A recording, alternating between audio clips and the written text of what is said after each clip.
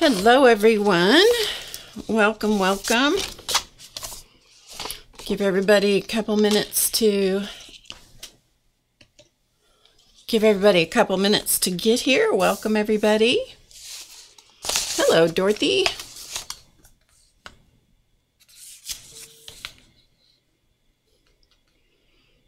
Just had to cut a piece of paper here real quick.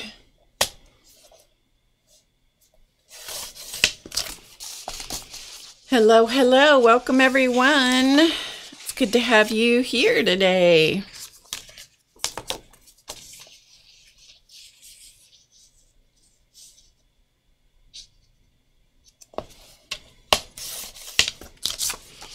Okay.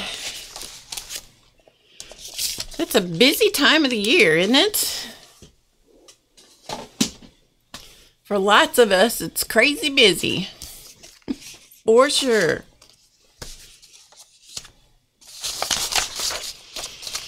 Hi, Nancy. Oh, thank you. I'm glad you like it. The new class. Hi, Dar. Hey, Joan. Angie, welcome.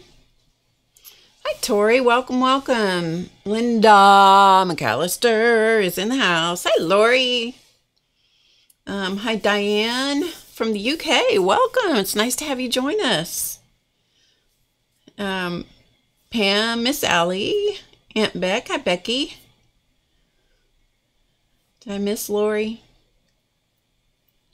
Anyway, I don't know if I missed you or said hello, Lori. Anyway, welcome. That's right, Barb's and Lori and Linda. Okay. So I have got like major, Claus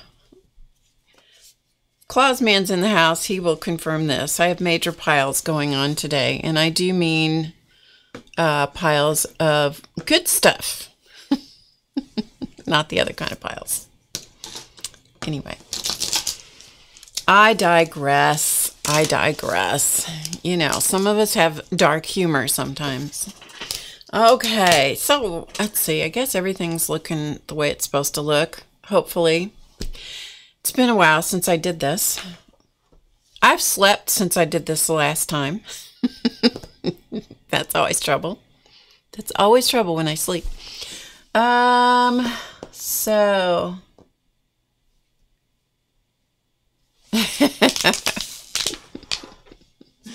Nancy's peeking. Yeah, Nancy's peeking. This is not going to sit up exactly right, so I'm going to button my shirt up so you can see my Santa pin. Can you see him? Yeah, you can see him. So I'm going to button my shirt up. Hey, Kimberly. Uh-oh, Claus Man's here. Here I am talking about him, and he's here. Okay, so we have a lot to do today, and so if you have questions, be sure that I look anemic. Oh well.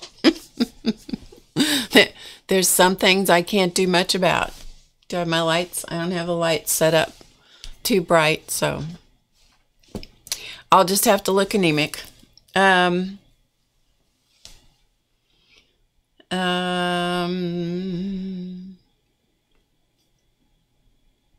Yeah, I'll just have to look anemic, that's all. If Race comes around, you can tell him I look anemic, and then we'll let him deal with it.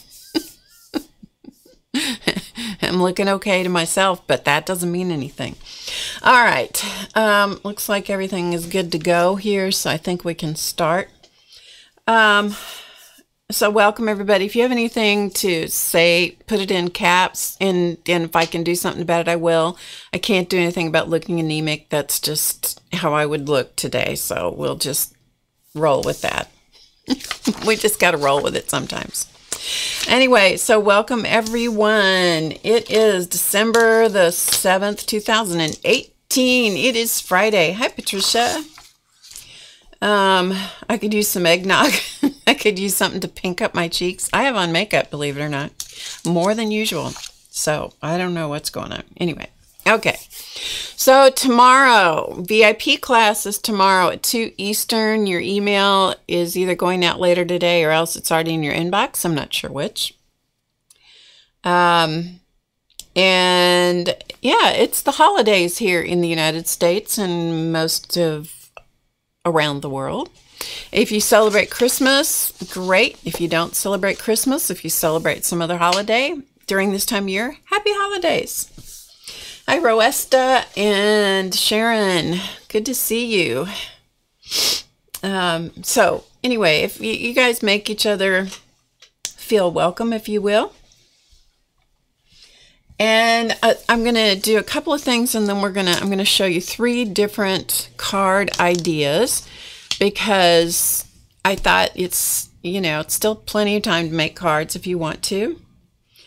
And so I'm going to show you some ideas, and there are things that you can translate into other parts of your art as well. So I thought that would be kind of a fun thing to do. Okay, first of all, I thought I would show you where Claus Man gets his name, in case some of you are new and don't know. He is a wood carver, and among other things, and so I thought I would show you a couple of his wood carvings. So I only have 2 that I'm going to show you. I'm hoping to get what we still have, which is not very many, but we do have some. I'm hoping to get them on the website. I'm hoping for next week, and which could be too late for people for Christmas gifts. I don't know. It might not be. But on the other hand, if you're a Santa collector, you like them all year long. Hey, Ruth, good to see you. So anyway, I'm going to just show you a couple of them. So I'm going to just give you a look at this guy.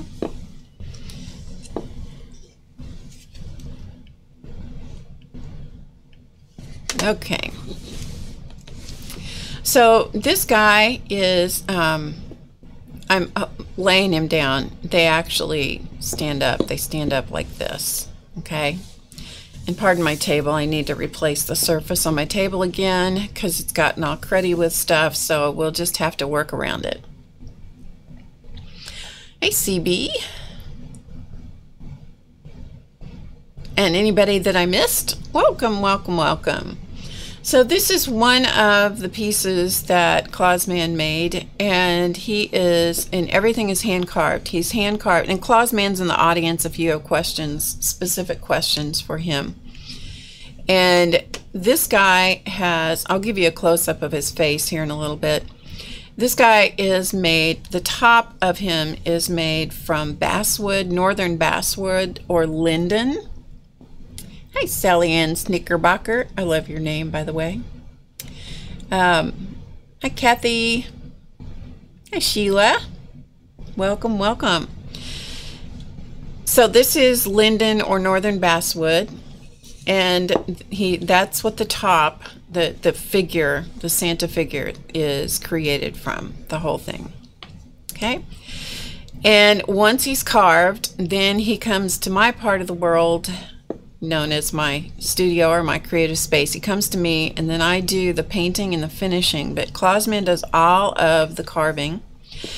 His pipe is also, this is hand carved, people. His pipe is hand carved. Yes. And then the base on this one is walnut. This is walnut that came from Claus Man's grandfather's farm. So there is history behind the wooden base, and you'll always know that it is a Claus Man carving because you will see his initials and a tiger paw actually burned into the image, into the piece someplace. And the bottom, it has a felt on the bottom so it won't scratch your furniture. So I'm going to give you a close-up just so you can kind of see what they look like. What I'm planning to do, if all goes well, I'm planning to get these up on the website, hopefully in the next few days, and then I will do another live stream or YouTube video just to show you what we have. So it'll be easy for people to order them if they want. Now, in the meantime, he's got several people that he's got to take them to and let them see them because they are collectors, local collectors. And so he's got to do that as well. But here's the details.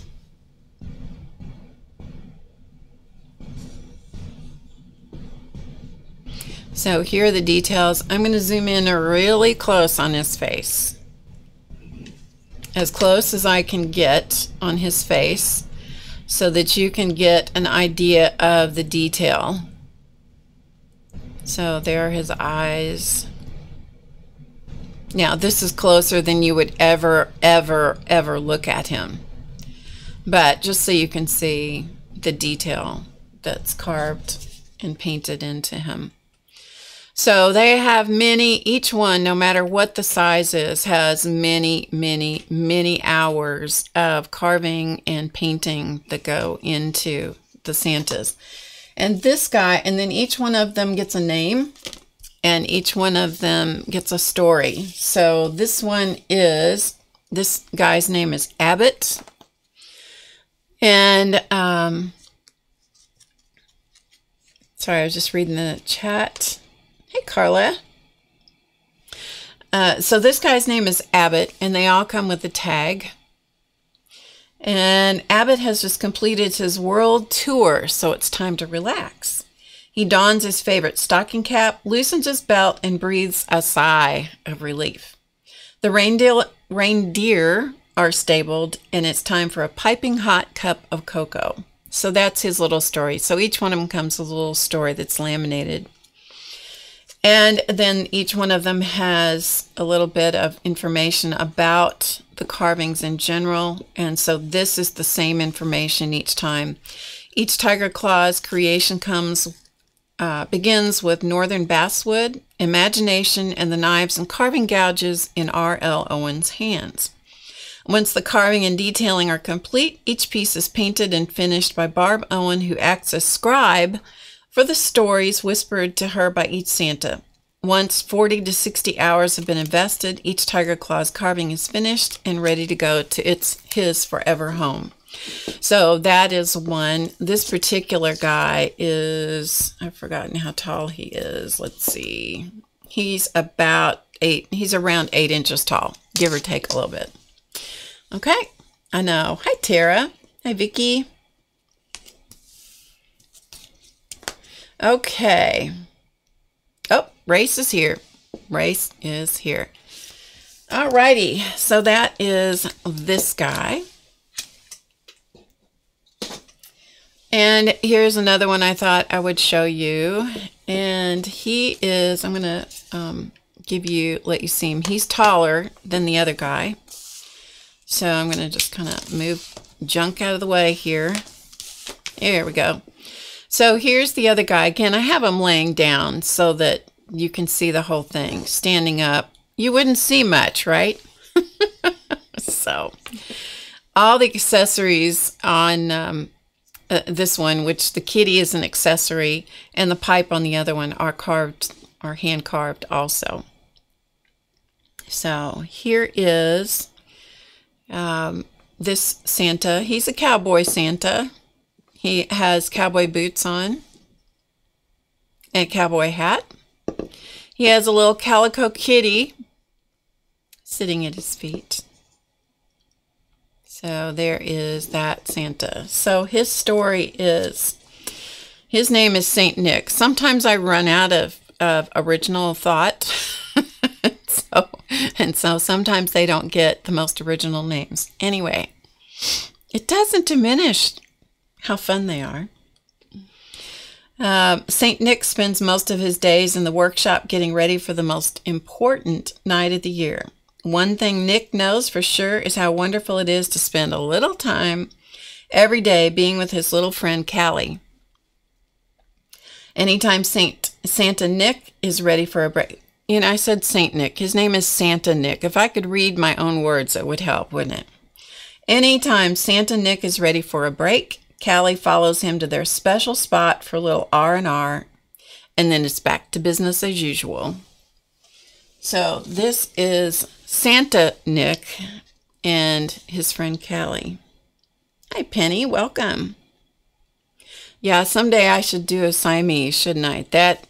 Okay, let me just tell you. The first time I ever suggested to Claus Man that he carve a little tiny cat or a little tiny dog or a little pile of snowballs or a few other things, a tiny bird. One time I had him, because I just felt it was this little Santa who was not very tall, he had a sign that sat beside him. I have pictures of all these, but I don't want to get up and get them right now. Maybe I'll do that when I do the stream about the Santas, show you the photos of the others in past years. But I had him carve, see how tiny that is? That little bird might have been a ½ an inch tall. But it just needed a sign. The sign that was beside the Santa needed to have a little tiny red bird on the top. And so I said, do you think you could do this? And sometimes I have to delouse the Santas before they go out into the world, because sometimes those little tiny accessories have bad words said over them. And so I have to delouse them and remove all bad language from them before they go out into the world. I know Claus Man will not accept, probably won't acknowledge that or admit to it, but you know. Hey, Ian. Anyway. Hello, Donna. Welcome, welcome. It's so nice to have you join us. So anyway, yeah, sometimes that's what happens. So this little kitty down here, I'm going to zoom in so you can get a closer look. So there's a little kitty complete with a red collar and a green tag, and all of that is painted. The kitty is hand carved, and then the kitty has whiskers made from fishing line.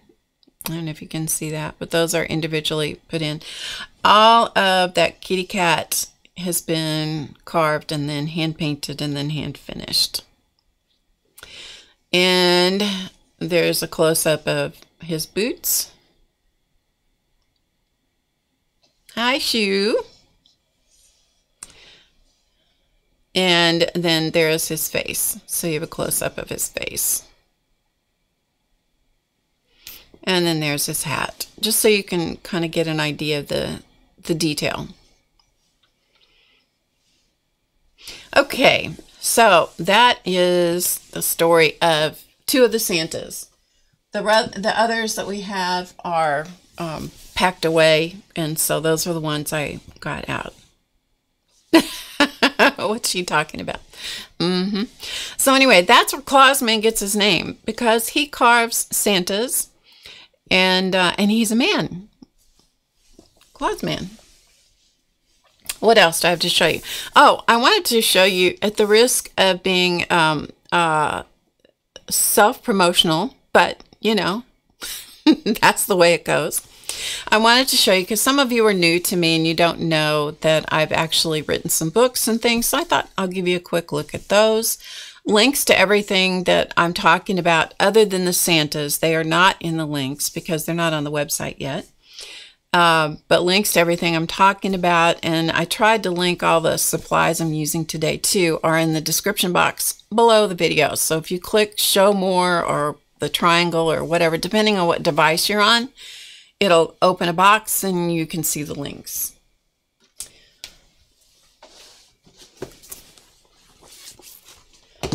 Okay, so the very first book I ever wrote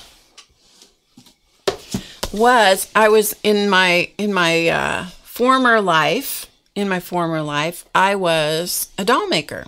I still make dolls. But this is, get it where you can see it here.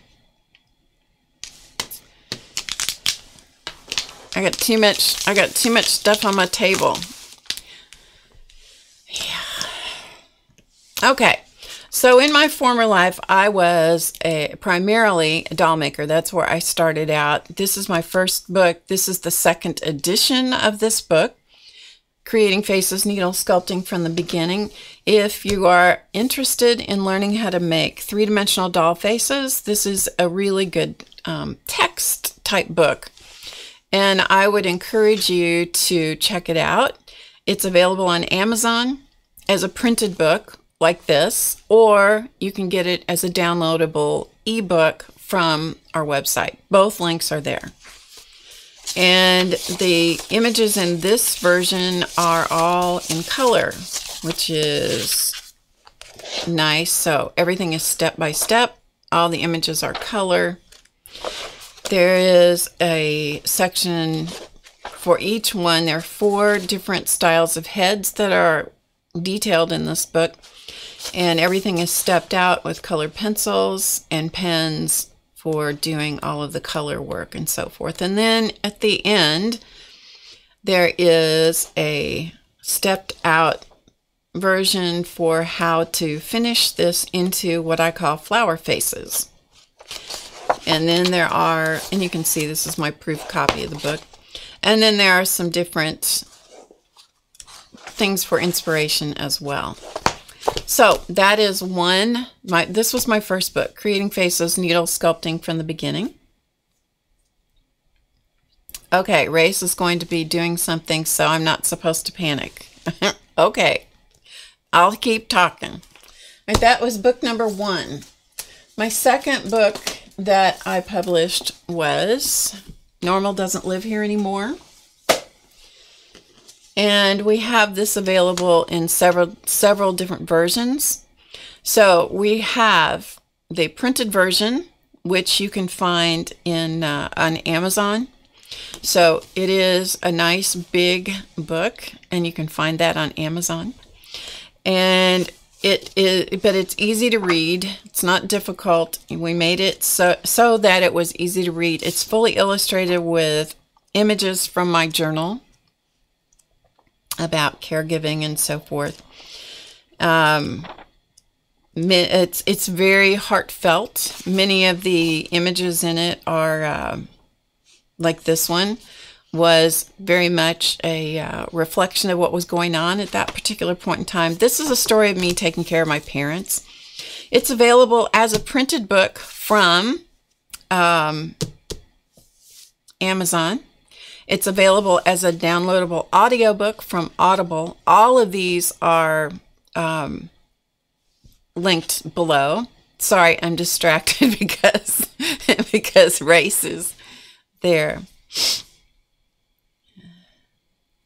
Okay, what you need to do is communicate with Race. As soon as he gets back in the chat, communicate with him. I don't have an answer for you. So, yeah, there's nothing I can do about it, but maybe he can help you. I don't know. I'm so sorry. Ruth says the Muse class delves into dolls a tad. Yeah, the Muse class is a combination. The Mining Your Muse class that I have online is a combination of doll making and literally mining the muse inside of you, the creative muse. It's a marriage. It's a mashup of doll making and self-exploration. So Normal Doesn't Live Here Anymore is available as a printed book from Amazon. It's available as an audio book from Audible that you can download. It's available as a also on CDs. And so here are the CDs. And the CDs there's 6 CDs in the set. You can only get these from our website. These are not available anyplace else. So 6 CDs if you like the concept, the idea of using CDs for audiobooks. It's available that way as well. And it's also available, you can get it for an electronic book. I don't think I put that link in there, but I think you can find that through Amazon as well. Each one of the versions of the book brings something new and different to the experience. So in this one, you get to listen. The audio version, you get to listen to me. If you like my voice, you might like this because I am the person doing the audio recording. The electronic version is all in color. So all the images are in color. And so if you like things like this image, there are many, many images throughout the book. If you like the concept of the images, then all of these are in color on the electronic version, and you can zoom in and look at them and so forth. Okay, so that's that. That's Normal Doesn't Live Here Anymore, an inspiring story of hope for caregivers. Hello, Cass. Hi, Debbie. Nice to see you. I haven't seen Debbie in ages. That's great. It's good to see all of you guys. And then we have a couple of audio or ebooks about mandalas. And so we have, these are books that work in conjunction with our mandala course, but you don't have to have the mandala course to enjoy these. These are lots of different images of my mandalas, and these are ebooks. You can print them out and you can resize them in your computer with your software and so forth. You can resize them to whatever you want. You can use them in lots of different ways. I've given lots of ideas for things like using them on wood, using them with shrink plastic, and many, many other things. So two different versions of, or two different collections of my hand-drawn mandalas. So Mandala Medley and Mandala Melange. And then, of course, da da da da, the Mandala Madness inspiration cards. These were brand new this year. They've only been out for a few months, and so if you'd like to have them, it's a deck of 48 inspiration cards. They are not only inspirational about mandalas, but also there is an inspirational quote about each one, for each one, and all the cards are very different, 48 different images. So I have to tell you, I know I created them, and I know I say this often, but I love these cards. I love the size of them. They are much bigger than a regular deck of cards, you know, the regular size, and I don't have my cards here to show you the size difference, but they're a lot bigger. And so they feel good in your hands. And here's an example of one. This is in a little frame, like so. And so you can see, I keep this one on my desk. These little frames are inexpensive and easy to get a hold of. So you can see that there's a quote on the back up here with the word, the inspirational word, and then there's an instruction if you're stuck doing mandalas and you don't know what to do, you just want some different ideas. Each one of them has an idea for incorporating into your mandalas. So that is the Mandala Madness Inspiration Cards deck. Okay, so that's that. Hi, Barbara. Okay. Hang on a second. Get in the right spot here. Okie doke. All right. And then we have a brand new class on the site. I wanted to show you the samples from that class. I've shown this a little bit, a couple of other times, but I wanted you to be able to see it now that the class is live. This is called How to Create. She's not too big. She's looking pretty big. How to create a self-portrait. And I know that you're probably thinking that that doesn't look exactly like me. But there are things about, it's probably the butterflies, you know, the butterfly hair that kind of gives you away that, you know, we're not exactly alike. But it is a representational class, and it's a lot of fun. I think it's a lot of fun. It's an interesting class that goes through doing how to create the face, how to do the proportions and so forth, and then how to translate it into fabric as an art quilt like this one, and also in paper. So this is how to create a self-portrait. So this is the new class on the site. So this is one version. This is another version. The butterflies and the hair motifs are all hand painted, as is the background. Okay. Hi, Pavla.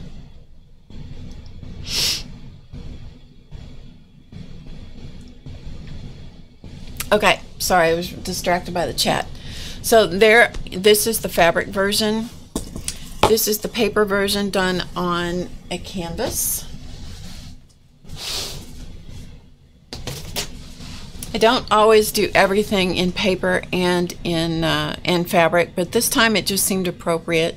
So this one is on a canvas, and her hair is three-dimensional as well.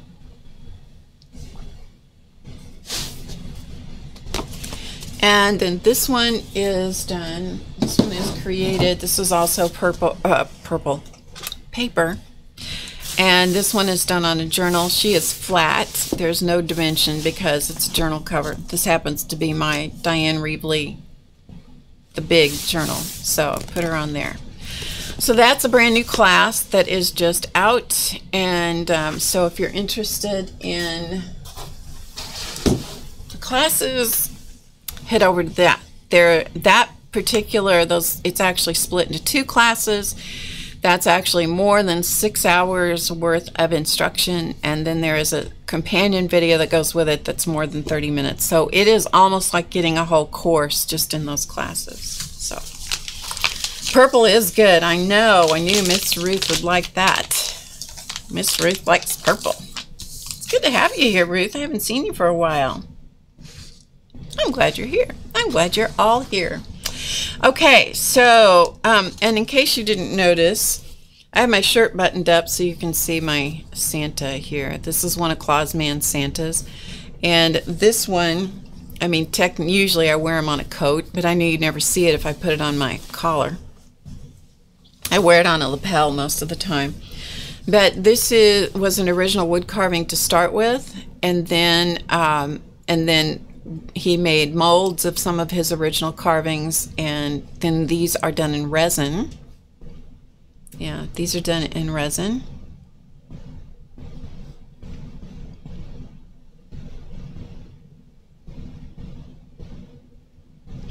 And then it's painted by me and finished by me. So anyway, that's where that came from. Okay, let's do some cards, shall we? Let's do it. I'm going to show you the cards up close and personal. Then we're going to do them. And as I said, you can, sorry, I keep looking at the chat and going, getting myself distracted. You can take these techniques, and although I specifically have geared them into Christmas, you can take the same techniques and you can use them for any other occasion or art journal pages or whatever. And these are not meant to be huge works of art. These are meant to be fairly quick and mostly lots of fun Christmas card ideas. So I'm going to show them to you. And each of these has been inspired from someplace. And I'm going to explain to you what the inspiration is, where it came from. And so here are two different versions of the same little card, okay? Two different versions of the card. And you can see they are in fact cards. All right, the inspiration for this came from this book.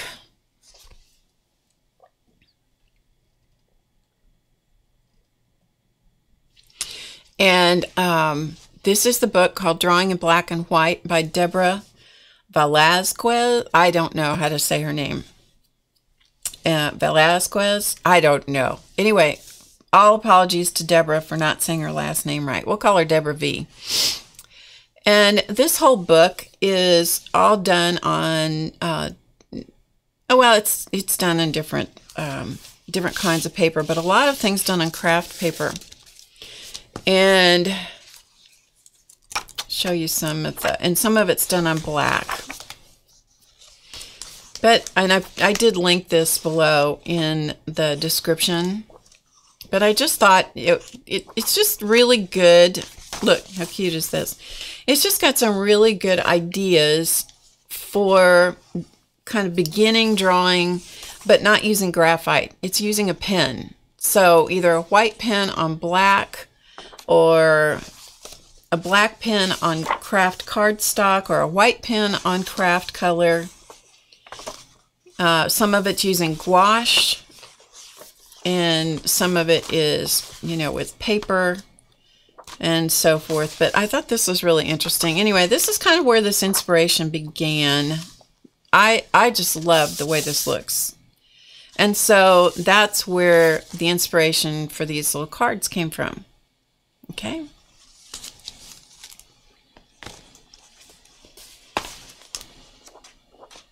And then she also gives you some paper at the back. I have not used the paper. I use my own paper. Okay, so that is that one. This one we'll be doing as well. This one is, I don't know that we'll get the whole thing done in the class today, but I'm going to show you the process for creating it.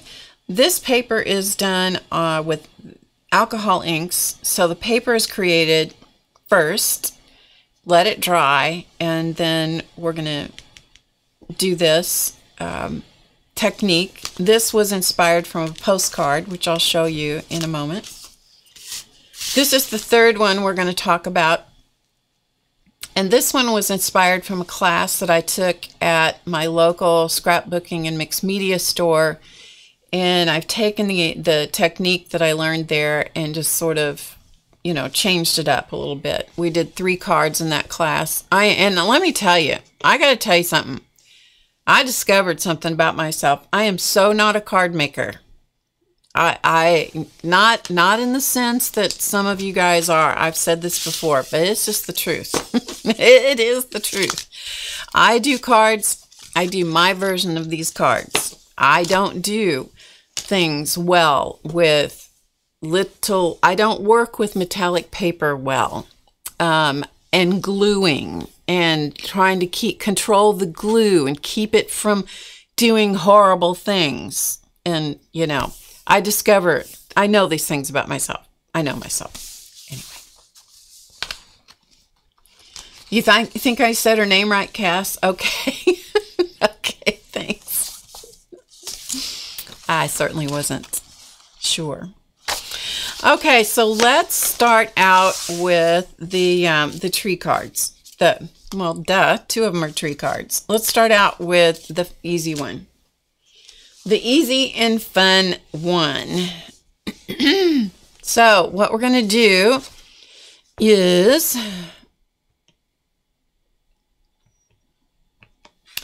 I'm going to take a piece of craft cardstock. This is just something I got at the craft store. This is nothing fancy. No magic.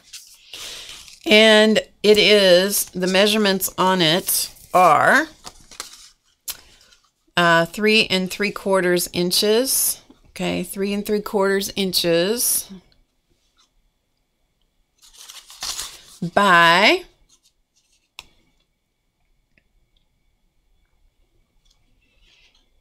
5. Okay, 5. Okay, Pablo, well, if you were here, we would have you pronounce it, because I know that you know how to do that stuff better than I do, for sure. I can't even pronounce Pablo's name right.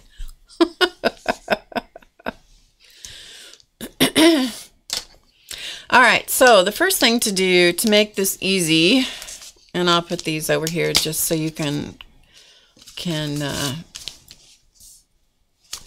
let's do it this way. We'll just have this one here. I'll try to work with it where you can see it at the same time. So the first thing that I did was, and you could do this 500 different ways, you know, is find the center of the card. And I use the Tim Holtz centering ruler and find the middle of the card like this. And I just make myself a couple of marks so that I know where the center is. And I'm going to draw a line down the center. Now, I'm not drawing this so darkly that it's there forever and ever, amen. Okay, it's just there to start with. It's just going to be my guide.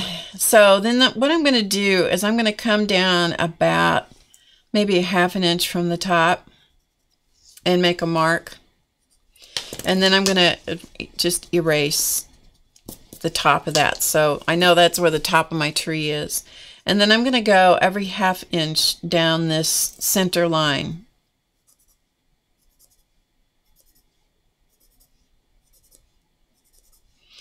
And I'm going to make 7 marks below the top. 1, 2, 3, 4, 5, 6, 7. Okay, so that's what I did. Then I'm going to, again, use the centering aspect, the centering function of this ruler. Any centering ruler will work fine.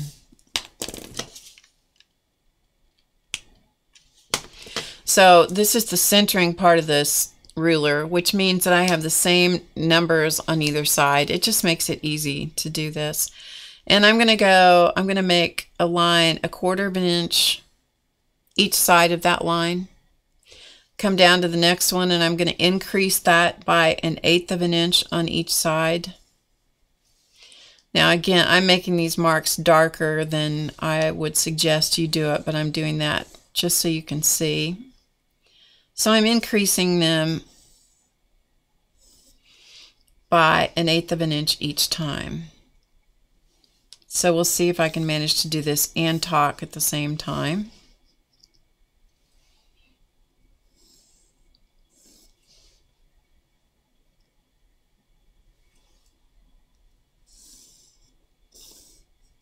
So what we have is we have a tree skeleton. Yes, yes, we do. We have a tree skeleton. Okay? All right. So the next thing I'm going to do is I'm going to use this Uniball Vision pen. Okay, Uniball Vision. It is waterproof and fade proof. So it's Uniball Vision, fine. You can find these at most office supply stores. I also put a link in the description box below the video so that if you wanted a whole bunch of them, like a box of them or something, you could do that. So what I'm going to do now is I'm going to do the make the trunk of my tree. And so I'm going to just go right over that center line, just like this. I mean, this is as hard as it gets, you know.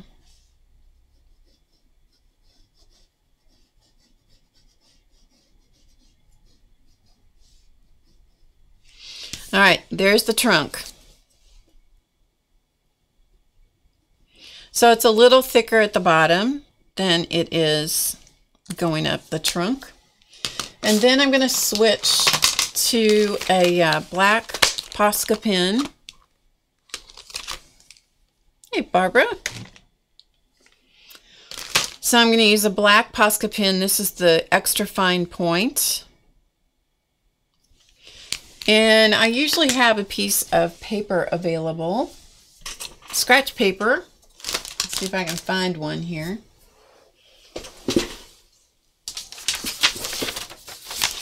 Just to test my pens on.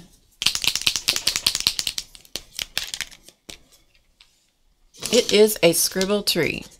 Okay, so I've got my marker working. So I'm going to start at the top. You can start anywhere you want, but since this is a paint pen, I suggest you start at the top. And I'm going to just make some little vertical scribbly lines, little vertical, kind of vertical, but occasionally doing an X. Okay, I'm going to come in really tight so you can see. You see that? So it's not fancy. And then I go back to nothing at the other side. Okay, that's it. That's as hard as it gets. Then you go to the next line. Do the same thing.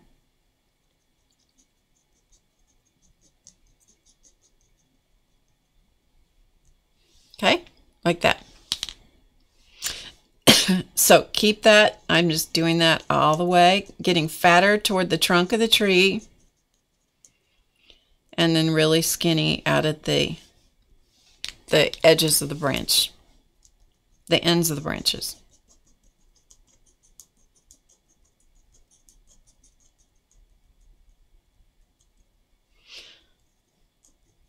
Okay, like so.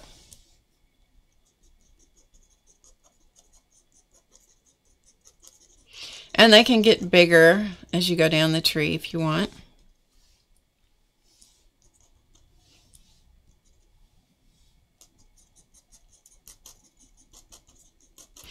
Now, no two of these are going to be exactly the same. That's pretty clear.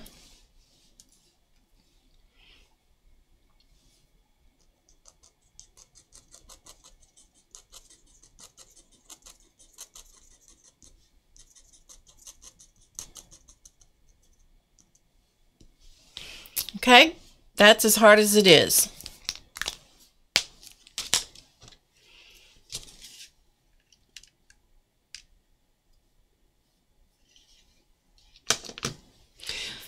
All right, now I put some ornaments on my tree. Okay, so I put some ornaments on my tree, but I didn't put them on every single branch. You could if you wanted to, but I didn't put them on every single branch. So we're just going to use this as a pattern for this one.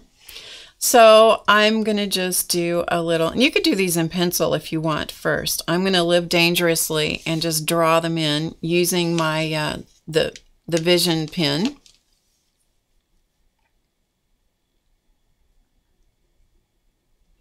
So I'm going to hang a little bitty heart, a little bauble, maybe a little diamond shape,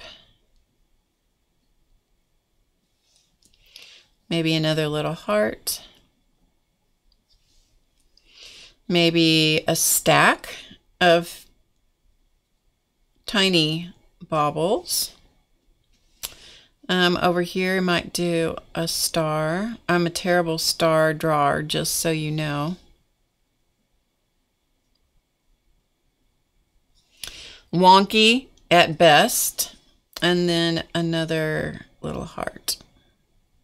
Okay, so there are my ornaments hanging on my tree. Now, I'm going to add a star at the top, but we're going to do that in a minute.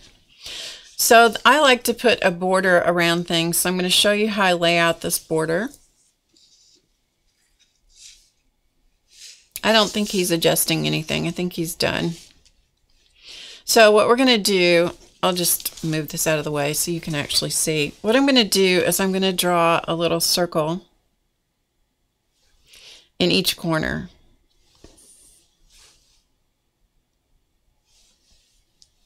Okay, so we have a little circle in each corner.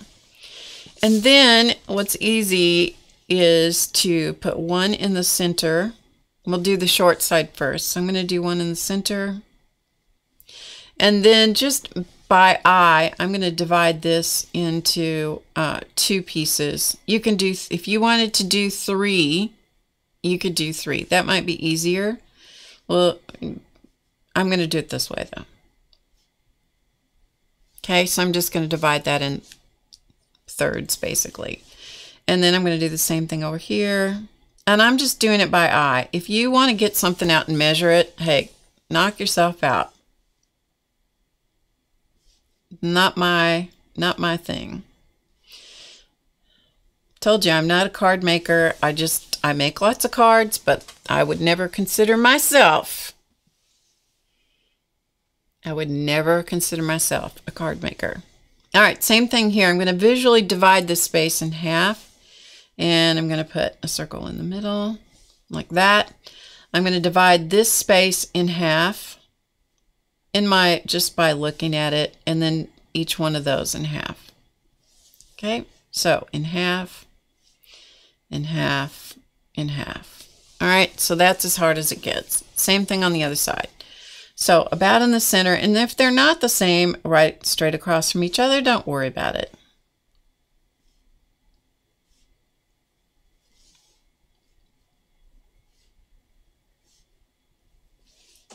Like so.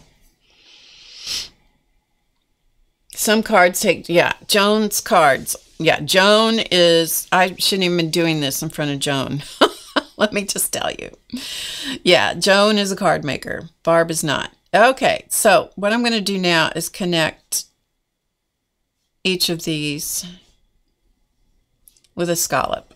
Okay, like so.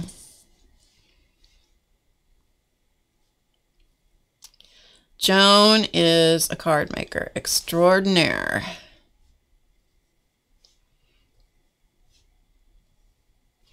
There are card makers and there are card crafters. I would fall into that category. Now you can see that some of my scallops, this is much easier to do when you're not trying to talk to somebody about it. Some of my scallops are not perfect. Many of them are not perfect. All right, so we've got a scallop border going on. Now, one of the things I like to do is what I call beading the line. And so I like to take, and I do this very frequently when I do mandalas, I like to put dots on the line. And however they come out is however they come out. But I really like beaded lines. I think of this as like beaded, like the ball chain that you get in a hardware store. So sometimes those dots are in the middle of the line, sometimes they're a little above, sometimes they're below. I don't worry about it.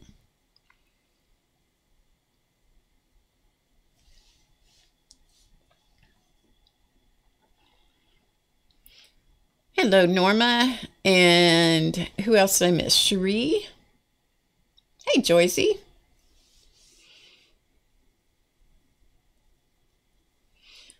Able to rejoice is Joyce, and I call her Joycey or Noodle.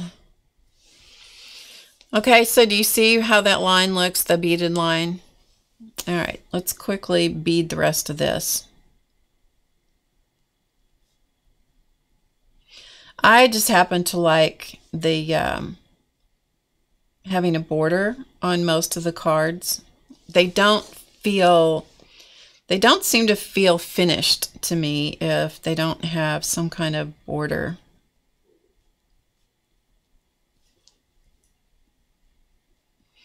And the reason I'm holding the card down is because it keeps wanting to flip up on me. And as soon as I move my pen, it will flip up and grab the point of the pen and deposit a dot where I don't want it.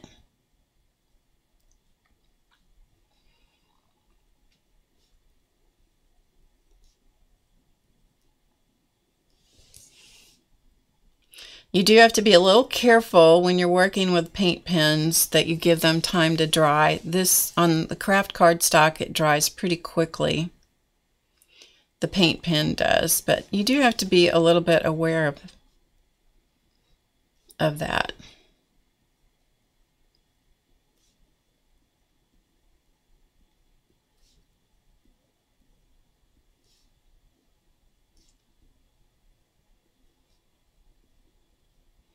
And this is the Vision, the Uniball Vision pen, again, that I'm using to do this. Okay, so there's our beaded border line. Okay. The next thing I'm going to do is I'm going to put, just because I like it, I'm going to put a dot in here.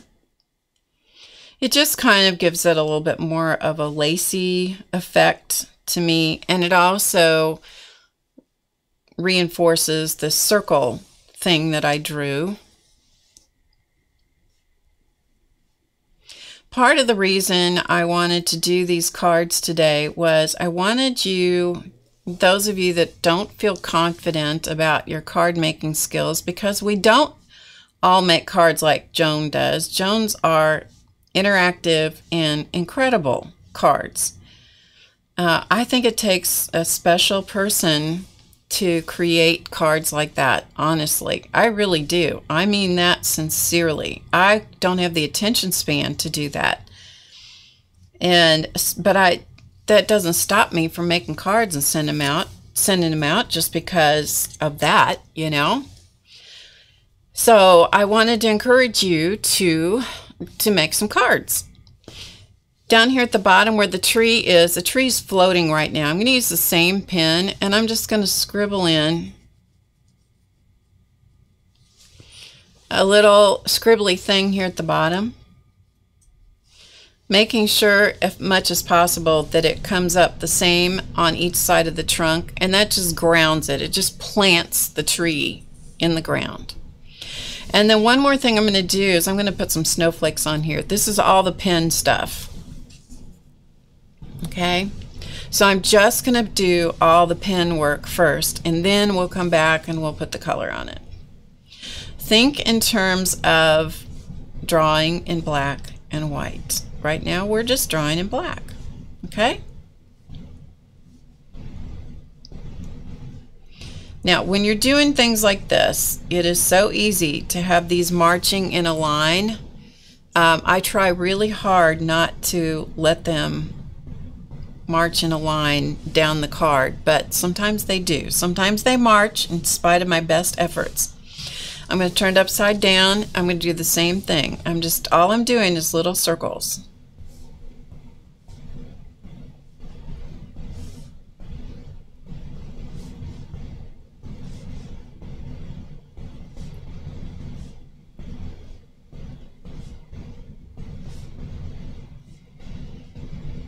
And sometimes your brain will let you do this better when it's upside down than when it's right side up. Okay? And then if you turn it over and you look at it and you go, well, there's a definite blank spot someplace, well, you can add another one, you know. So we're going to call that good. That is the sum total of the pen work that we're going to do with a black pen. All right, the next thing I'm going to do is I'm going to get a white pen. And I'm using, you can do this with a variety of things. I happen to be using the white Uniball Signo pen.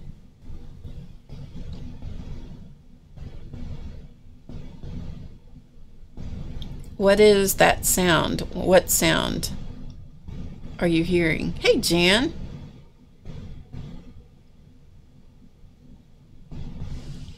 My furnace is blowing, if that's what you're hearing.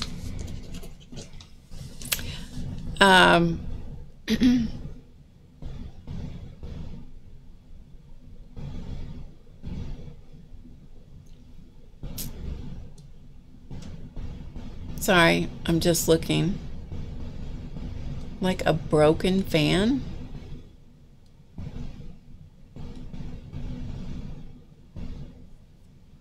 Sounds like somebody playing the drums in the background. All right, well, let me turn off my furnace. And if it'll take it a minute to stop, if that's it, then that was, if it stops, then you'll know that that was what it was. Okay, back to the card. I'm going to use the white Uniball Signo pen, and I'm just going to dot some snow here and there, and I'm just doing dots.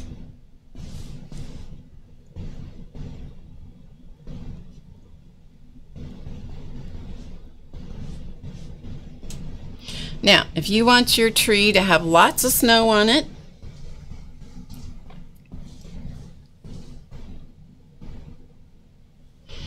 and then you can add lots of dots.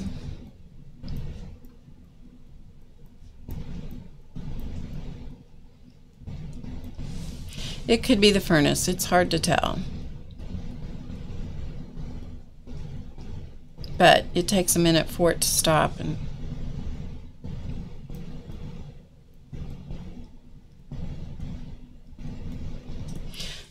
okay, the furnace is off. So if you still hear it, it's nothing here. It's something somewhere else. I know I was listening to somebody doing a live broadcast the other day, and they had some sort of sound issue going on.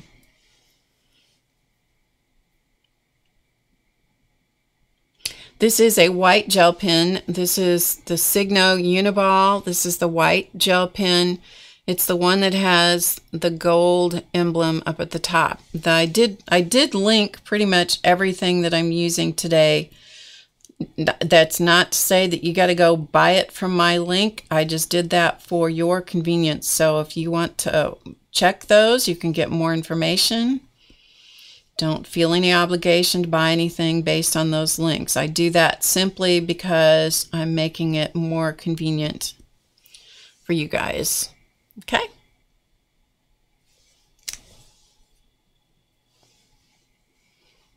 Okay, and so there is our little, oh, and we got to have a little snow at the bottom too, right? So a little bit of snow in the bottom. All right, let's come back now and let's color in the ornaments. So to do the ornaments, I'm going to use Posca pens. I'm going to use red. I'm going to use green. I'm going to use yellow, and I'm going to use purple. These are all the same little extra fine point. Okay? All right, so next I'm going to use the red. And again, I just get it going, make sure it's working on in the right color that I expect it to be on scratch paper. And then I just barely touch in these little places. I mean, barely touch them.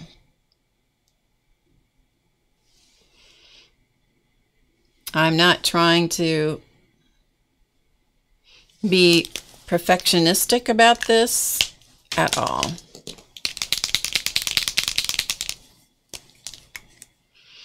Okay, I have a purple, and for my purple, I'm going to fill in my little diamond shape in purple, and I'm going to fill in the center of this little stack of baubles right here.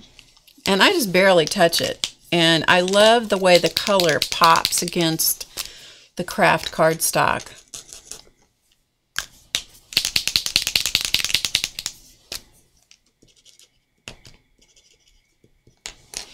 Okay, let's put a little green bauble here, and then a little green bauble in the stack. And I'm just touching the point. Now, this is paint pen. It's going to take a minute to dry. Okay.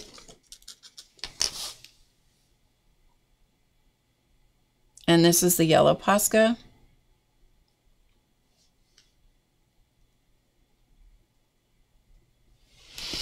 A little bit of a yellow star. My poor little yellow star.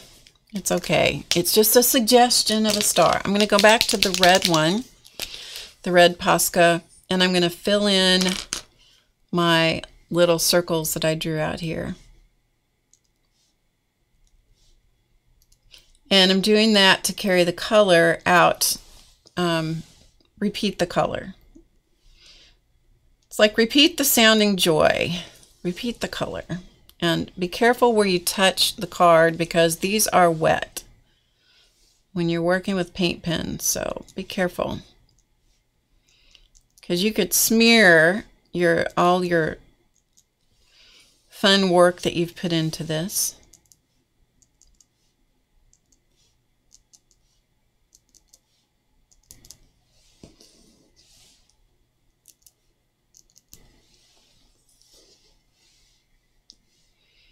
And that would not be a good thing. Okay, so there we go. We've got our little red, whatever those are out there in the border. And then this is a pen called the Clear Star pen. It's by Jelly Roll. It's the Clear Star. And these usually come in packages of 2 or 3. Sometimes you can find them. Hey, Shelly. Sometimes you can find these for. Oh, Race is taken off. Bye, Mr. Race. He's probably already gone. See you later. These are really good for making things sparkle. and not using the mess of glitter, which we all know, if you've been hanging around with me for any length of time, you know that I really don't care for glitter. Sometimes I'll break it out, but most of the time I prefer to do something other than glitter. And this I like because it gives the effect. It won't show to you on the screen, but it gives the effect of glitter without the mess. I don't think I can get the light. You can kind of see the light catch it a little bit. But in real life, as we say, it gives it a nice effect. It looks kind of glitter-like, but not. No mess. No muss.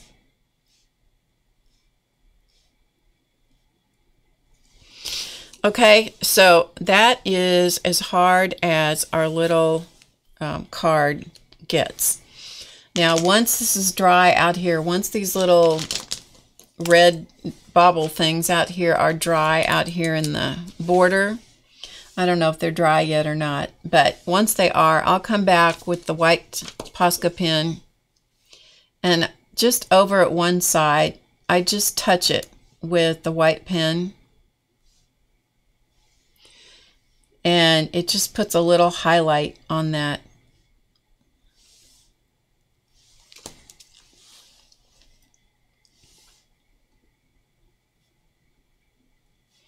But I do it over at the side, not in the middle, because if you put it in the middle, it tends to have a look that you might not like. If you put it at the side, it looks like a highlight. If you put it in the middle, it can look like a part of the body. We don't need to do that. Nobody needs to see that.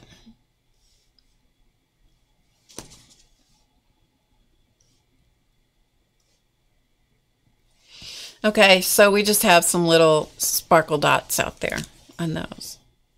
Okay. All right. I have used stickles. Actually, I used stickles on these cards a little bit. I did do that. So, I did. All right. Now, I have some sticker things. Pads. Pads of stickers. Yes, I'll get the word in a minute here. These, I did not link these. If you want to see what this is, you will have to look for these. These are from Me and My Big Ideas. Me and My Big Ideas. And they are stickers. I bought them at the local craft store. They were 50% off, so I bought 2 of them because why not, right? There's a variety of stickers in this pack. It's 5 sheets of stickers, and many of them are on kind of a vellum type background. Not all of them, but a lot of them are. And one of the things that's nice is that they have little stars. So let's find a star. Here's one right here.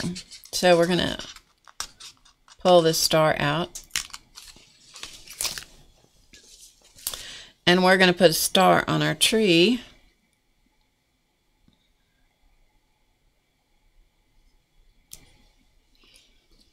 Good enough. Okay, so we got a star on there. And then to make it show up. Hi, River City. Hi, Cindy.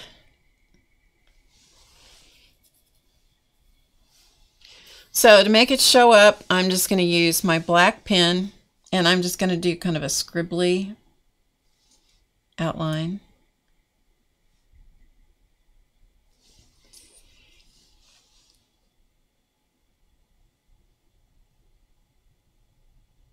Okay, just a scribbly little outline so that my star kind of pops up off the background.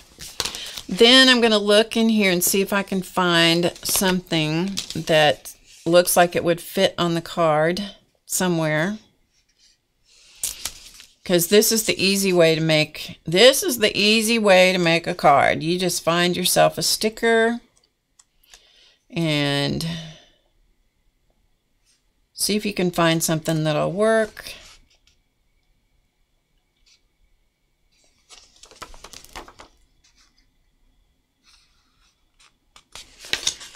And see, this is where I can get lost looking at all these things. All right, let's just stop with the looking.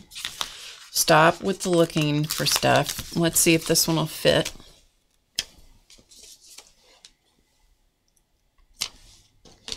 Now, getting these puppies on here straight is a whole other issue. I'm not going to worry about it. I'm not even going to care if it covers something over a little bit. I'm just going to go for it and just stick that puppy on there. All right, that's how this is. I'm telling you, this is commando card making. And then I come over here to balance this, and I'll write my name and put the date. Okay, so that is how I do this card. All right, now to assemble this card. Yep, stamps would work too. Absolutely, absolutely. Rub-on, stamps, all that kind of stuff. Okay, so the next thing I'm going to do is I'm going to layer this card up. I'm going to do some edging with some ink. I'm going to layer it up. And I'm going to put it on a card base. I don't make card bases either. I wait till they have these someplace cheap. I had these last year. I think I paid $5 for this whole thing of these cards. 80 sets of cards for $5. These are all greens. Okay, they were all shades of greens. So I just picked one. I don't spend any time thinking about what color I want to use. I don't. I'm going to edge it, and on this one I edged it with red.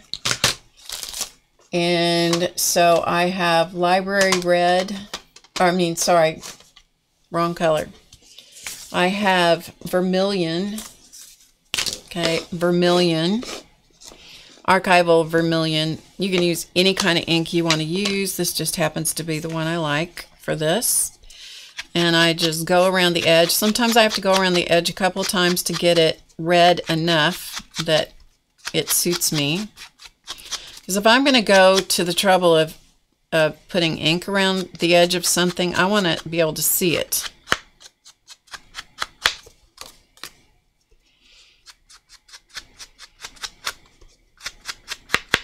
But I often choose the colors of ink and stuff like that I put on cards just to see what it is that I need to balance. You know, what is it I want to bring out? Okay, I like that. Okay, that's what I like. Something like that. It's not hard, doesn't take a ton of time. And so then I have the black base. My next challenge in card making is getting things lined up. And I'm going to tell you something. If it lines up, 2 thumbs up for me. It just happened. It just happened that it lined up. I don't worry about it. If anybody worries about, and they get out a microscope and they start measuring whether everything's even or not, don't tell me about it. Don't tell me about it. I know they're crooked, so that's that. Okay, so I'm going to put those together, and I'll do that in a minute.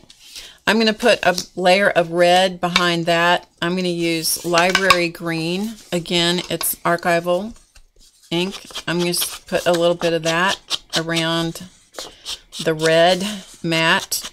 It's going to come off as black, but I know it's green.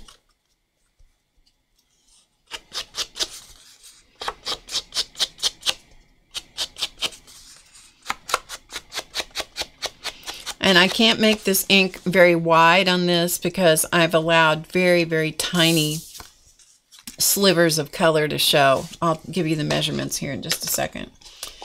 And then I have jet black. And the reason that I do this is these cards are not, can you see how poorly that's folded? Yeah, and so they're white inside, which is nice for writing purposes, but the white peeks out.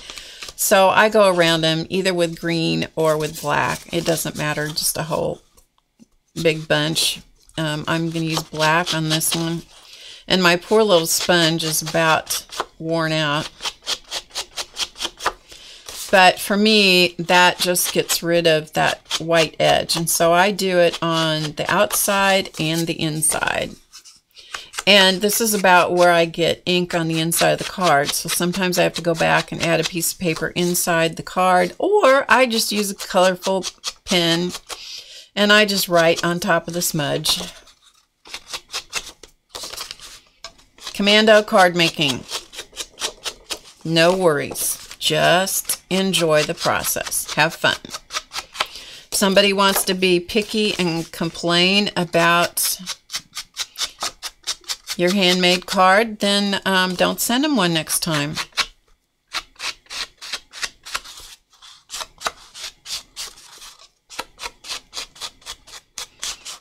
I don't care how beautiful this is inside. I mean, I'm trying to be somewhat neat, but you know, it is handmade.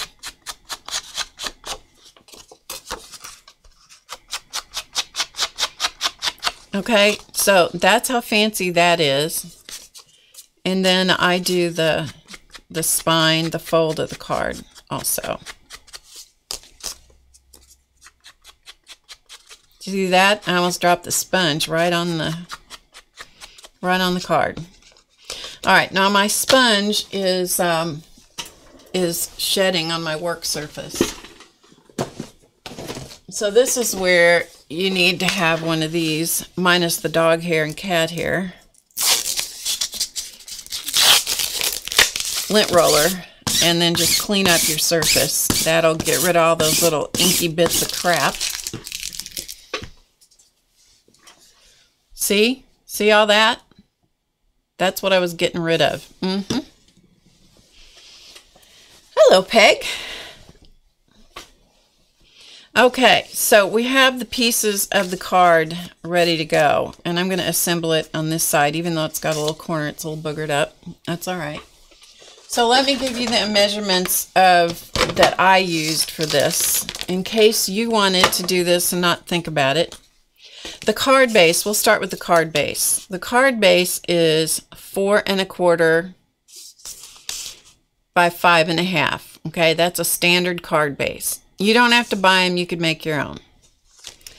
The top layer of the card, the one where we put the little tree on, is 3 3/4 by 5. Okay, that's the top layer. The next one is the black layer. Hi, Krissa. The next one is 3 7/8 by 5 1/8. Okay? And the final layer is 4 by 5 1/4. Now, this is going to probably look very pink to you. It is kind of pinkish. It's as red as I had. It's as red as I had, so yeah. All right, and then just to make things easy and to see if we can do this, I'm using an ATG. You can use any kind of adhesive you want to use. If you want to use a glue stick or whatever. If you want to use a heavier tape. These are just Christmas cards, so I'm not going to worry. Now comes the challenge for putting this at least somewhat centered, so we'll see if we can. Close enough is good enough. Okay, so we have the black layer. Now we're going to do the next layer.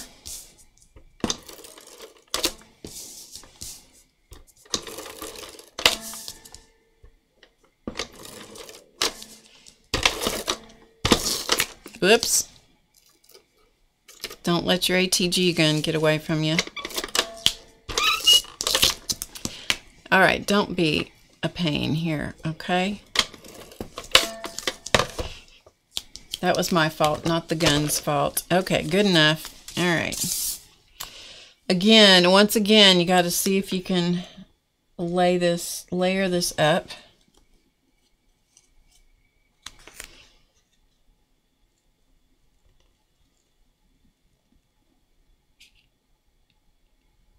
Try to get it straight. Good enough. All I'm after is just an effect of a little bit of color, you know, framing up this little card.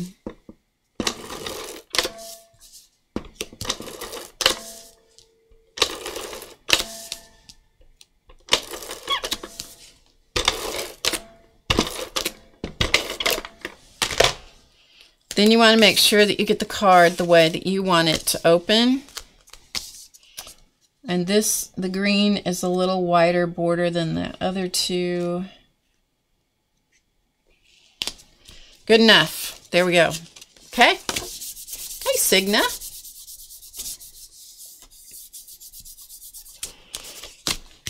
There it is. Card number 1 is done. Here is the original one. Okay. Oh, what fun is what was on that one. Here was the very first one that I did in the same style, but it was, the very first one had a lot of white on it. I wasn't as crazy about it, as I liked having a little more black on it. But anyway, you can do whatever you want, but that's the idea. And I used a different border around this one. But it looked more like barbed wire. And I thought, nah, that's not such a good look for a Christmas card. You know what I mean? Okay, that's that one. All right, we'll put that to the side. And that one was inspired by this book, Drawing in Black and White. Okay, so that's where that came from. Okay. Next up, let's, we're going to work with alcohol ink a little bit. Yes, ta-da, ta-da. It was ta-da, barbed wired, exactly, Joycey. Okay, the next one we're going to do is going to be, we're going to work with alcohol ink a little bit. So a couple of tips about alcohol ink when you're, if you like alcohol ink and you work with it, make sure that you work in a well-ventilated area. And I have an assortment of alcohol inks just because I've collected them for a long time. We're going to prepare 2 cards at the same time, which is going to be confusing. I'm going to tell you that up front. So you may have to come back and watch the video, the recording later, if you want to make sure that you've got the ins and outs that make sense to you. Because we're going to do 2 things. This card right here, okay, this one is prepared on Yupo paper. Okay, so this part where the poinsettias are, the red part, is Yupo paper. Okay, so I have a piece of Yupo paper that I've cut. Yupo paper comes, I have it in 2 versions. I don't know if there's more versions or not, but I have it in 2 versions. I have it in translucent and in white. This is white Yupo paper, which is a plastic surface. I am also going to be using glossy paper that I'm going to show you. This is an office supply. It's not a craft supply, art supply. And I'm going to prepare the papers that I'm going to make this little card with. Okay, so we're going to do these 2 cards. We're going to prepare them because they both use alcohol ink at the same time, but they're 2 different surfaces. All right. So just giving you the 411. All right, so let's do this one first. And this is the Yupo. That's what the red is here. And so I'm taking white Yupo, and the size of the Yupo is the same thing as the other one, which was 3 3/4 by 5. Okay, 3 3/4 by 5. So we're going to start out, and I'm going to pull some colors of reds, and I'm going to use like 3 red colors here. So alcohol ink comes from a couple of different companies. So I'm going to use chili pepper from the Pinata company. Let me see what my notes say.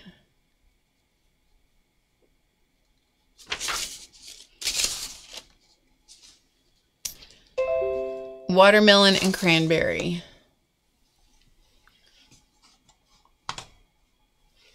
So from the Ranger company, I'm going to look for watermelon and cranberry.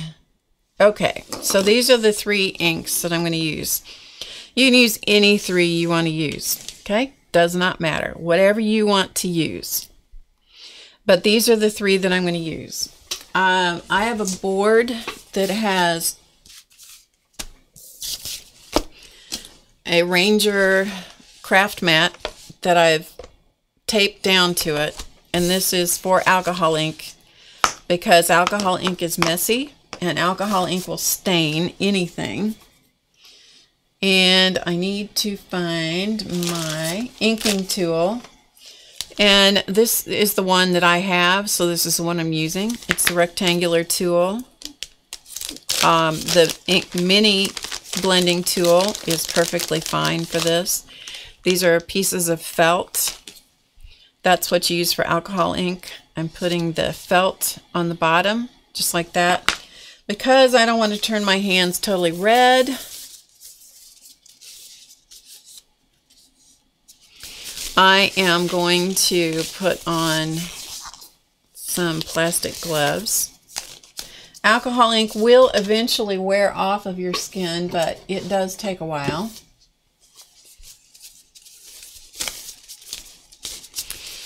So I'm going to just put on these gloves just because I'm going to work with alcohol ink for a few minutes here. One of my gloves is decided to stick itself together. Look at that. It stuck itself together. I must have used this glove to spray something with. All right, we'll make do. We'll do the best we can. Okay. I'm just going to take the lids off my inks.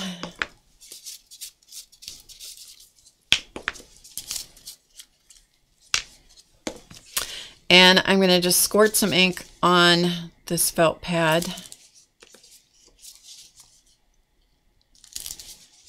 You don't have to put 1.5 tons of ink on there, just some, okay? Little dots. And then just ink.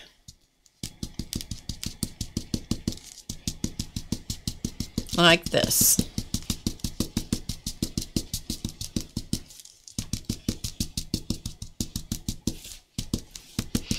And what I'm going to do is I'm going to cover the Yupo with the ink, if I can. It's usually not too hard to do, but I want this kind of mostly one color with a little bit of variation. Okay, so that is what we're going to do for this. And that's the sum total of everything you have to do, but this needs to kind of sit and dry for a little bit. So I'm done with the red alcohol inks, so now I'm going to put the lids back on them.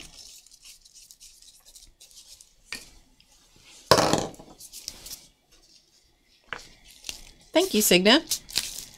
All right, so that is that one, and I'm going to just set it off to the side and let it dry.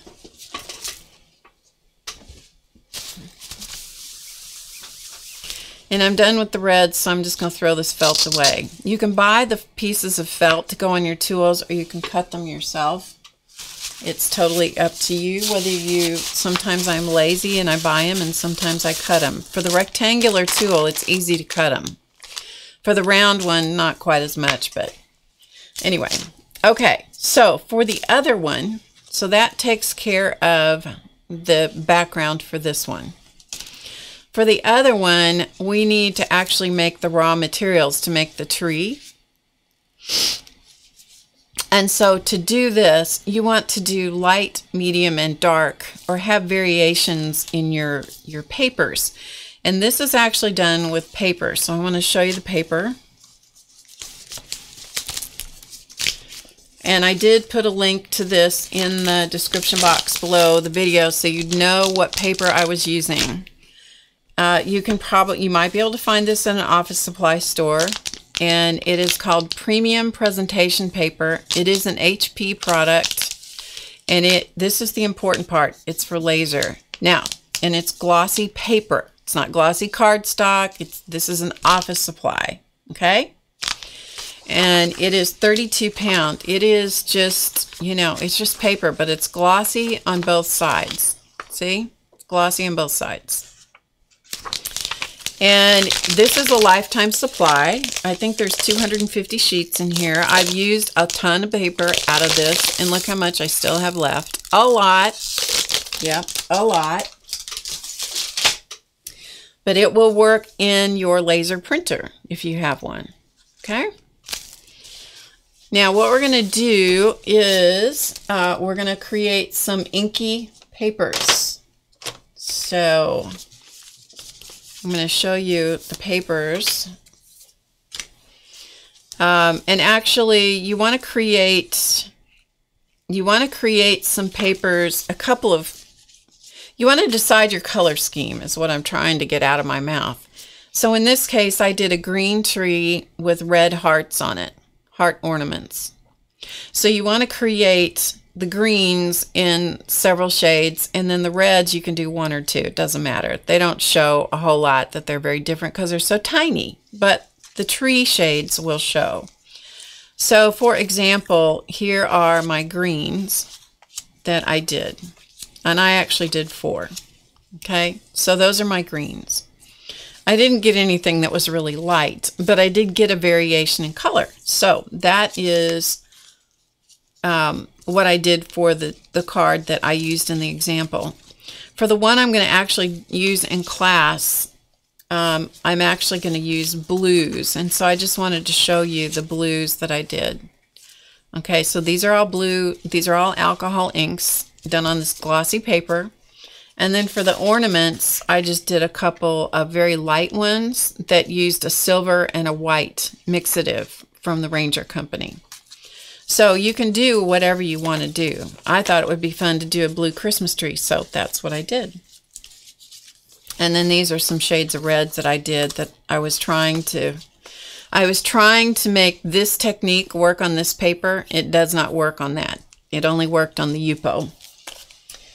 Okay, so having said all that, here's a piece of this glossy paper, just a little piece. And so just for grins and giggles, I'm going to just pull 3 colors of ink. I'm going to get a fresh felt because I've changed colors.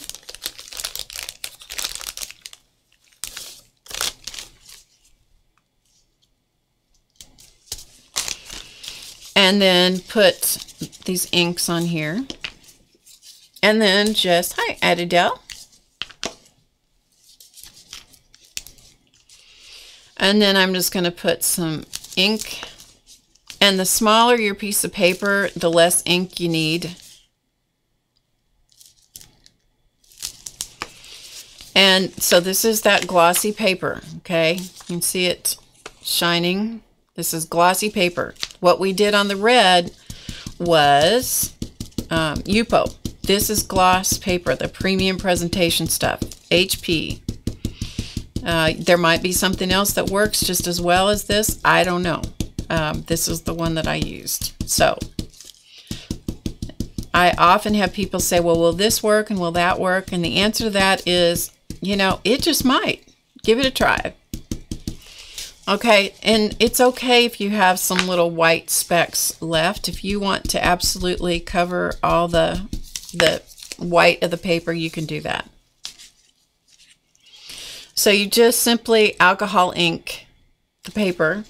The colors I used to get this combination were turquoise, the pinata, Baja blue, and cloudy blue.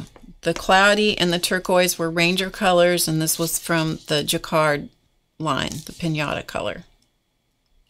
And then you just set this aside, and so ink up your papers and then set them aside and let them dry.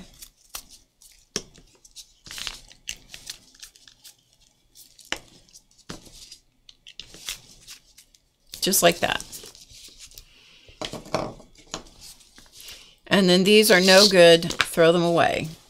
They're cheap, you know, especially if you cut your own. They're inexpensive, so just throw them out and be done with it. Don't try and save them. I've tried doing that before. It doesn't pay. Okay, so we've created our papers. And a long time ago, I did another live stream. I mean, like a long time ago, doing the same thing where I inked up a bunch of papers using the same glossy cardstock or glossy premium presentation paper. And so you can create a big variety of supplies for yourself using different colors of alcohol inks like this. So you can make a nice big palette of papers, which is what you see here. Palette of colors.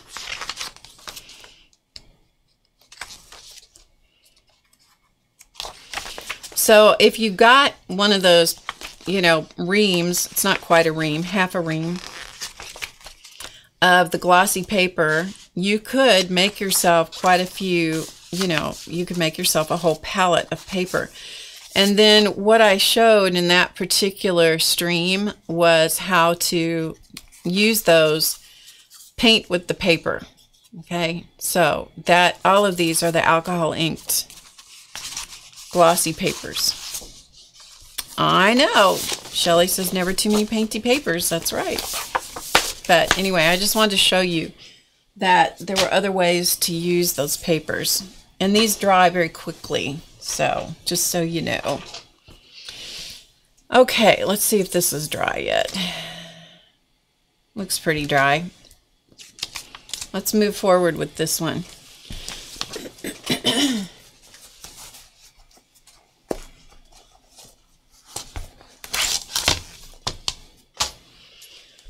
All right, for this, you need to have a piece of scratch paper, cardstock, or something, as well as your inked up Yupo. This is back to the Yupo. Okay, this is back to this card now. And I'm going to use, and this is inspired from the card class that I did last week at Soul Sentiments. This is the stamp that I'm using. This is from Impression Obsession. It is F13173. There's the designer. There's the stamp number. Impression Obsession. Rubber stamps. That's the one I'm using. Okay. All right. So that's the stamp I'm going to use. I'm going to use the Alcohol Lift ink pad. So I'm going to use this, the Alcohol Lift ink pad. I'm going to put it in this, yeah, stamp. What is this thing called? This is the Tim Holtz one. Stamp Positioner, I think it is. Stamp, yeah. Anyway, you guys know what it is. It's one of these that you can't get anymore. Okay, and the way I'm going to put this is I'm going to put it this way on the card. If you want one of these, you have to get the Misty.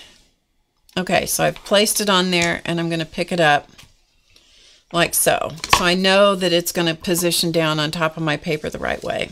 Stamp Positioner thinks. All right, my stamp pad, although it's brand new, is not very well taken care of. You can do a better job taking care of your pad than I did. I'm going to ink this up with the Lift ink. Okay, and then I'm going to stamp this over onto the alcohol ink covered Yupo paper.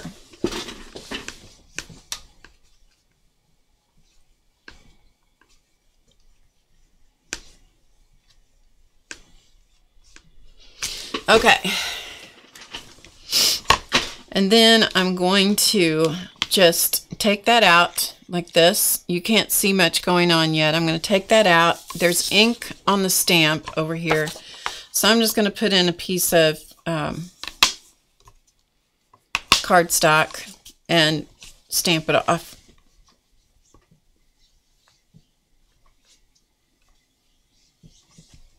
like so. So if this were, you know, you could use this for something else too, if you wanted to. But it's mostly to clean. I'm using it to clean the stamp. And then I'm going to clean off the stamp. I'll clean it better later, but I'm just going to kind of clean it off with a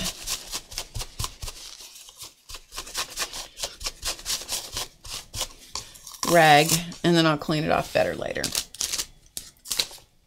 Okay, so I'm done with that.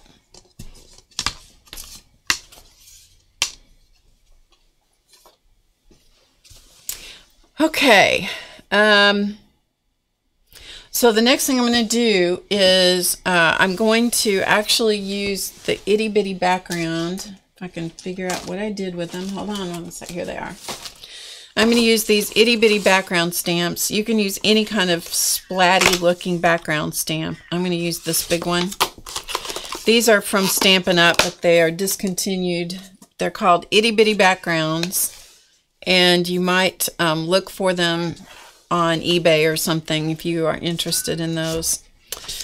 And I'm going to put this on my alcohol ink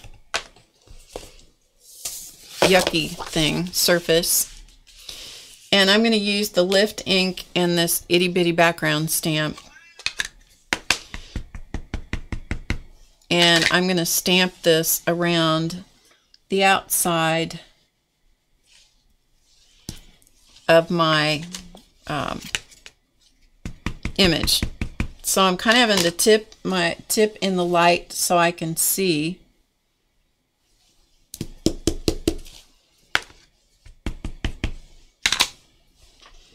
Where I stamped.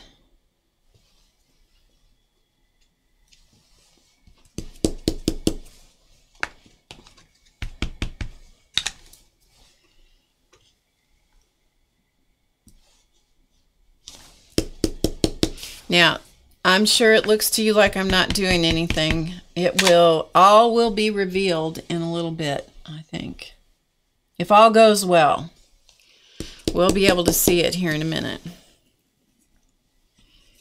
So I'm going to turn it around. I'm tipping my head over to the side every time I go to stamp it, so I can kind of see in the light where I've stamped. And the reason I'm doing this is just because I like it. No other reason. It's just because I like it.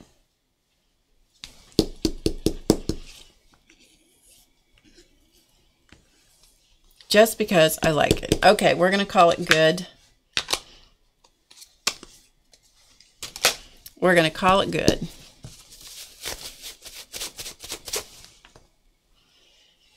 Okay, moving on.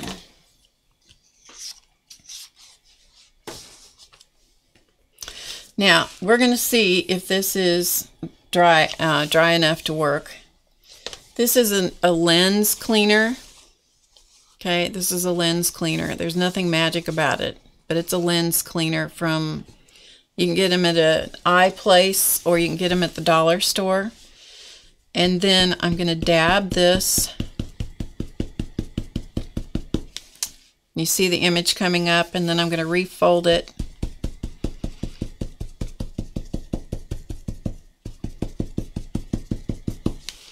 And then just keep looking for a new spot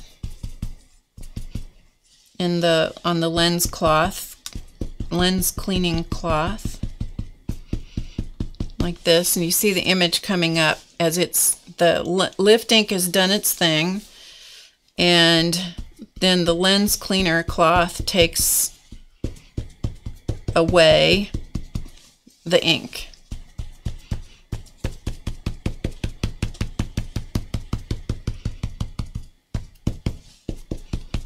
And all the little spotty things around the outside, that's coming from the itty bitty background stamp. It is magic, isn't it? It's really cool. So you get to a point where it stops, the ink stops coming, the image is as revealed as it's going to be. And I found with this that even though I set it aside and let it dry for a little bit, it still was a little sticky.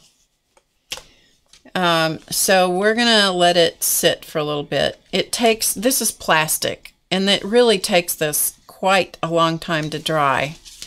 This one is no longer sticky, but it's been hours and hours drying. So this one is going to be sticky for a while.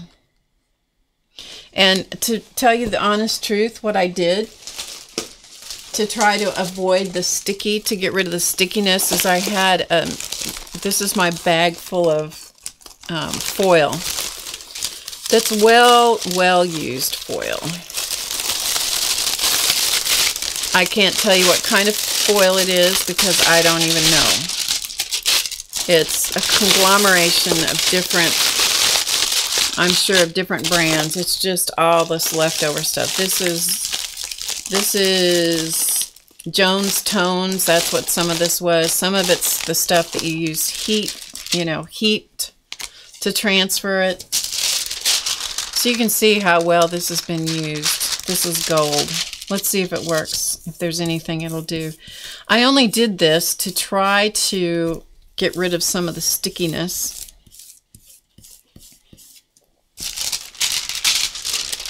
This one doesn't seem as sticky today as the one I did last night. Yeah, this one's not coming off. This one, I don't know whether I'm going to be able to show this to you or not. Do you see it? You might be able to catch it a little bit. There's some gold, like gold veining.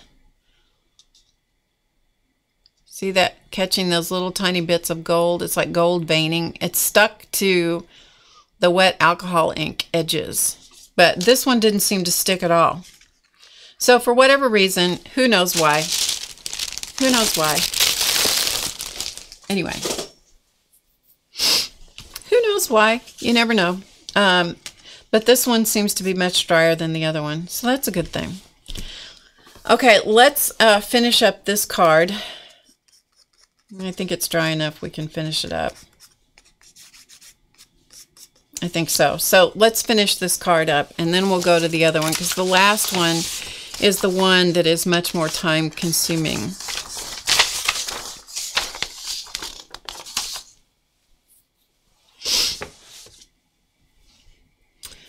Okay, so let's do this one, and I'm just looking at my notes for a second.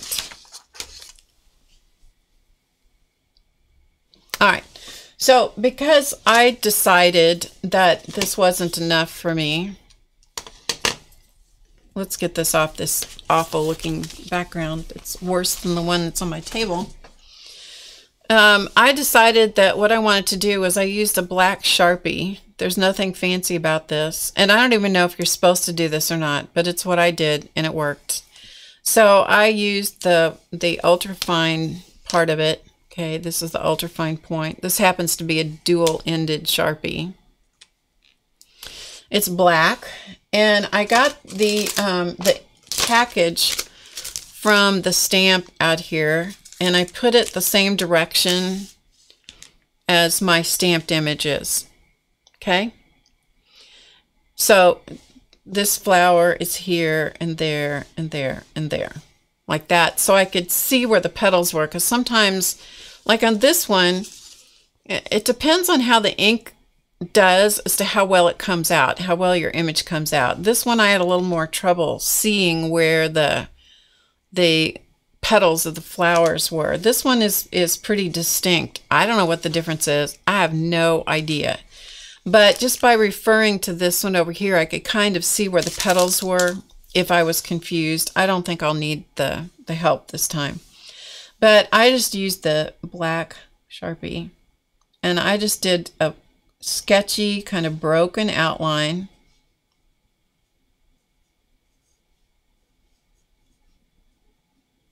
of the petals. Okay, just a little broken kind of outline. And then I went to the next one.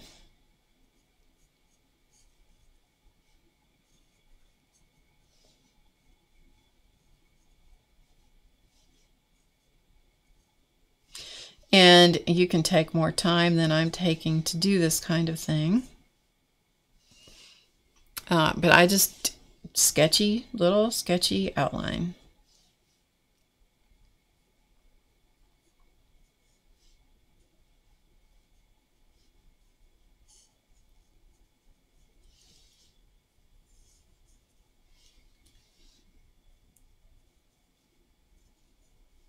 Now, we did not do this when I did the class that I was inspired by this. We did not do this outlining bit.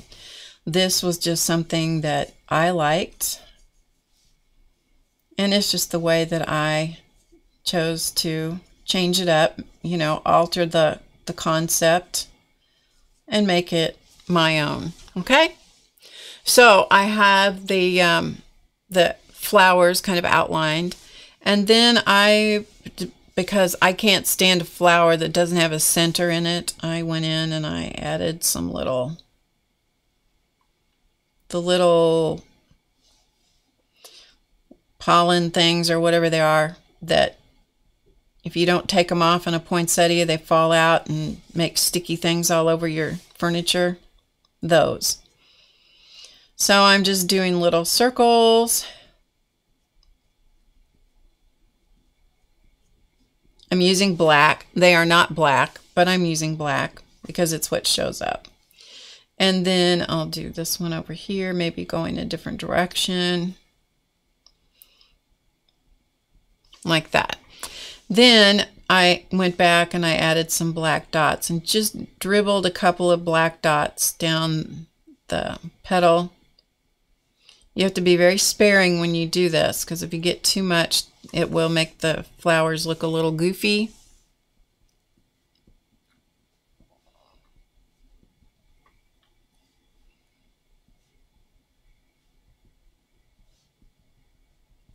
Like that. It just helps, in my opinion, to give them a little more character, a little more depth, maybe.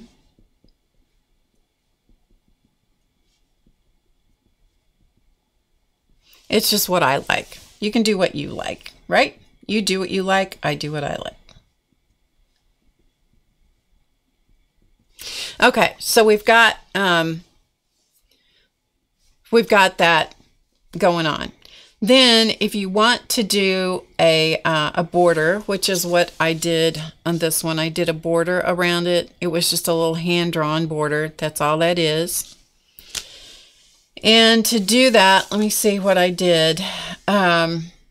Okay, so I started in the middle of a side here. And I went like this. Let's see if I can do this where you can... Let's try a different...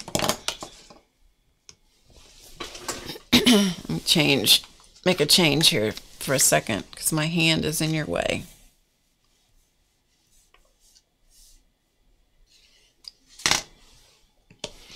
Okay, so what I did was I started along one side, and then I did like an S that's laying down, or kind of an S shape. Okay, like that. So it's sort of an S kind of a shape with a spiral on the end. Then I came from the top of that and repeated that.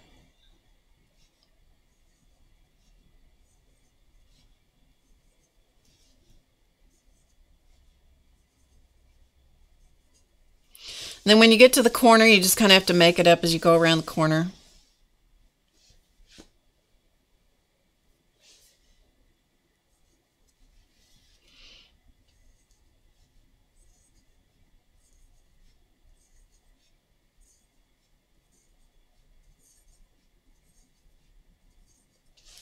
It's good if you go slower than I'm going.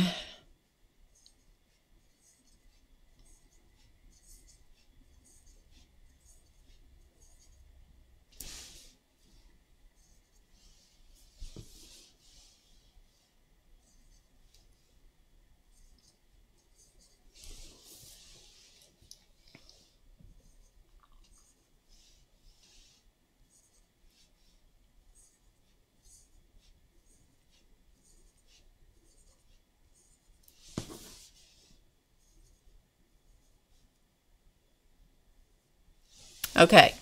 And if you screw up someplace like I just did, then you just make something out of that or put something on it later. Yeah, this is messy in here. But you got the idea. I'm just showing you the idea. Okay, now, this one I inked around the edge. And I inked around the edge in black, I think.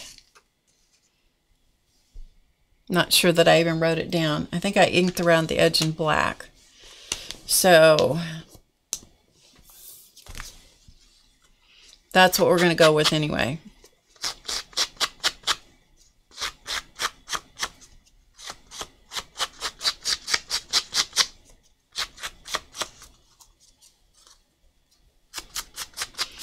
And I didn't know whether the archival ink would dry on this Yupo or not, but it seems to have dried fine. So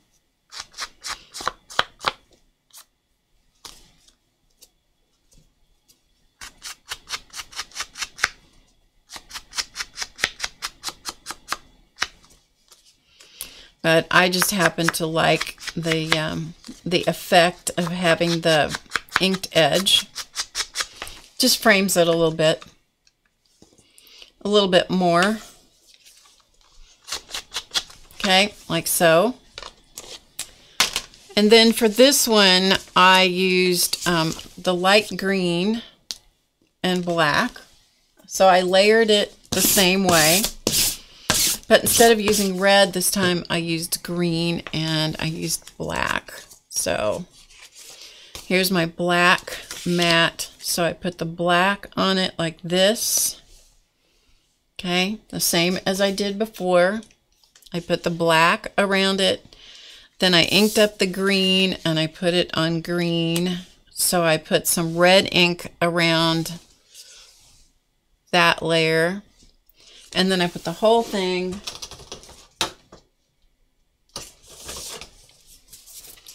on a green card base.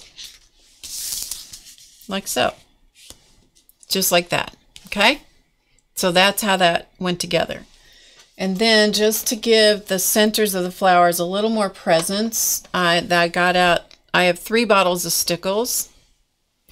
I have diamond stickles. And so I used that and I dotted right over the black dots in the middle, which gives those poinsettia centers a little glisten, and it also turned that more yellowish, which is what those center pieces are on the poinsettia. Okay, so that was what I used there. This down here was another sticker. I'm pretty sure, let's look and see. It's either a sticker or it's a rub-on.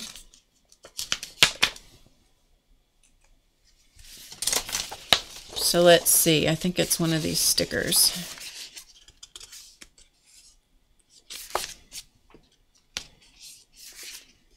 Yeah, it's one of those stickers. It's this right here.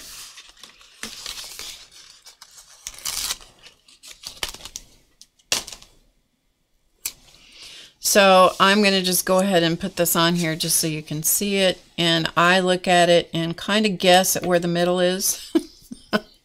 If that bothers you and you want to really get technical about it, please help yourself. Okay, and then burnish it down really well. That helps the background of the sticker to disappear. And then just sign it wherever you need to sign it. So in this case, I'm going to sign it right over here where I messed up the border.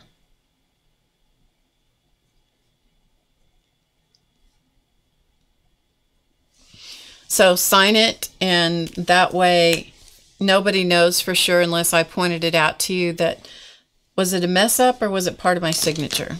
Okay.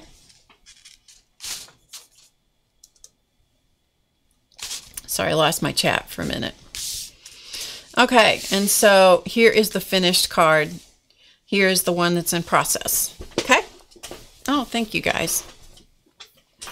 All right, so there's that one. So we have the tree card and we have the poinsettia. So the original card, I don't know if I even have the original card here. Yeah, here it is. Here is the original card from the class, just so you can see it. So this is where the inspiration came from, this one. This is the same stamp, but it, you know, it was twisted in a different direction, but it's the same stamp. But we did it on a circle instead, and all of this stuff back here is metallic paper. Oi, oi, oi, oi. This is a metallic paper cutout, and if you could see it close up in real life, it is full of, there's glue. Yeah, I'm not good at that.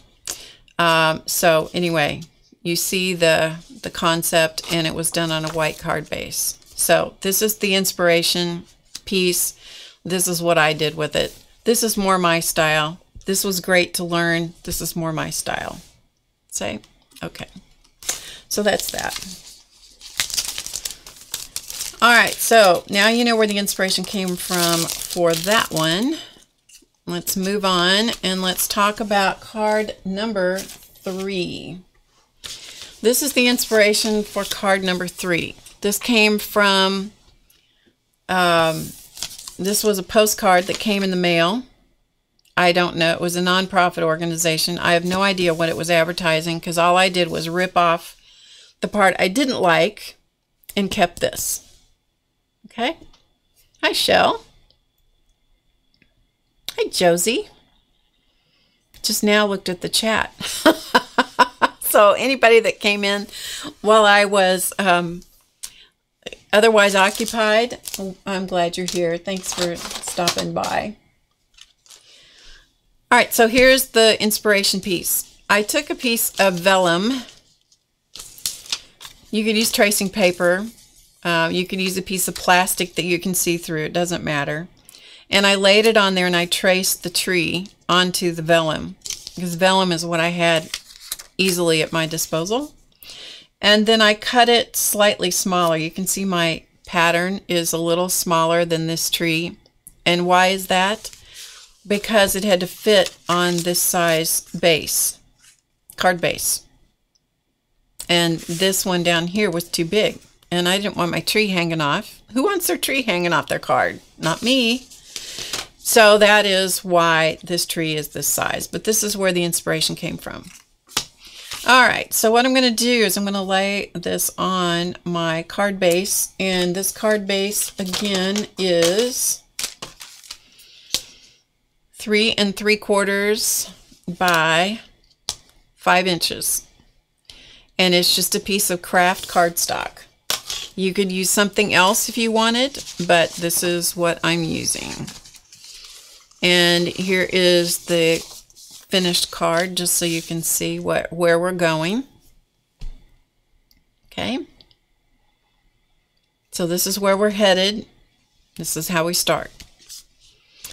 All right, so I'm going to just eyeball where the center of this is. I'm going to center it on this as best I can. I'm going to use a pencil, and I'm not going to draw this very darkly, but enough that I can see it.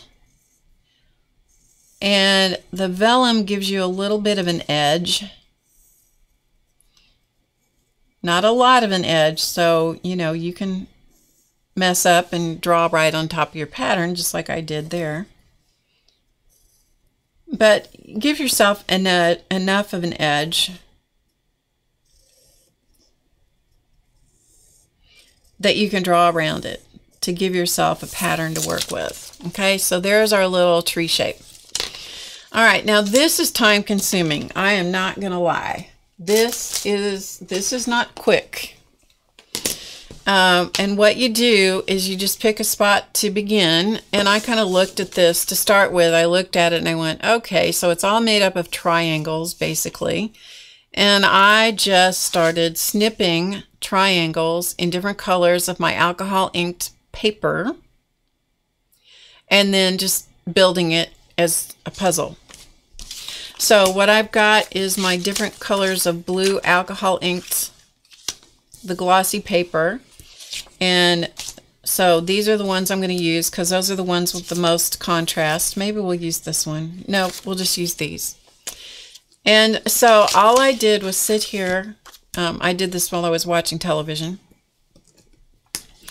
And I used a sharp little pair of scissors, and I thought, and I am not good at translating these shapes, and so I would just whack off a piece. We'll start over here. I would just whack off a piece and see if it puzzled in. You know, did it fit? And I'm like, oh, you know, good fortune is smiling on me. That one fits. So before I forget how it's going to fit, I pick it up and I put some glue stick on the back, and then I try to get it back down there where it fit. Okay, so this is, I'm using Elmer's Extreme. Just use a good glue stick of some kind. Okay, put it down there, and then pick another paper that is a different color, you know, and cut off a piece.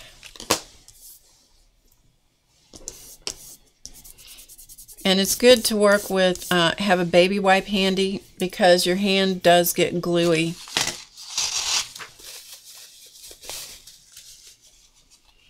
Okay.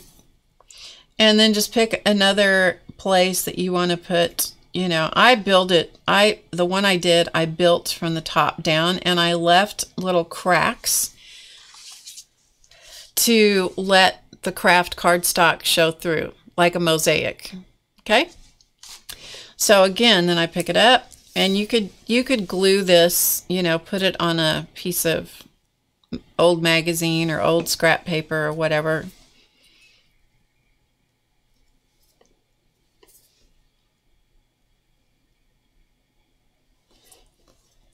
Okay, do you see kind of the concept?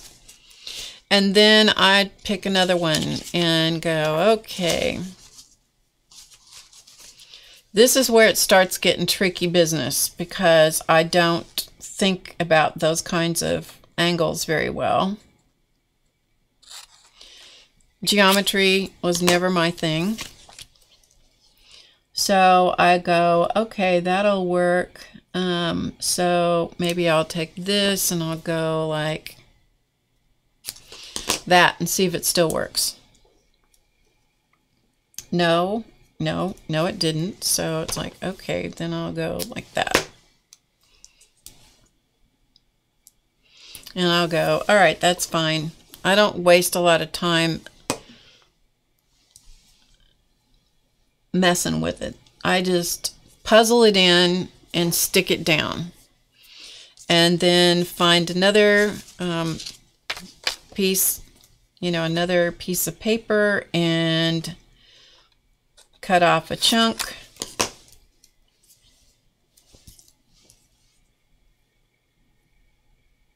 Okay, that's good enough. Even though it's going to extend down below my outline, that's all right. I'm just going to reshape the tree a little bit.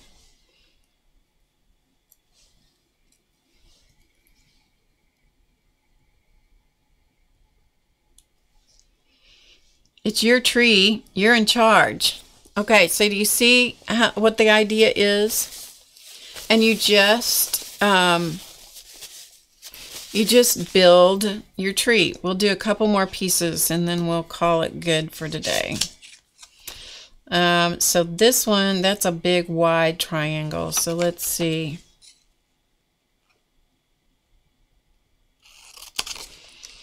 So I just, you know, cut a piece and then just see if it will kind of like, okay, what angle is that?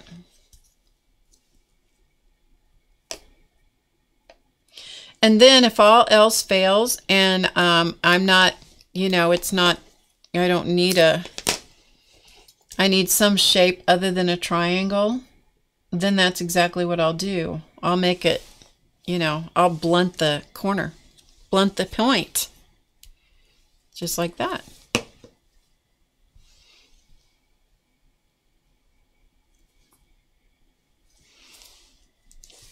And then you just keep going and building and building and building. Okay, so let's pretend that this is done.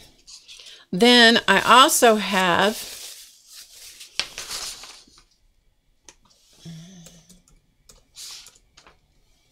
Okay.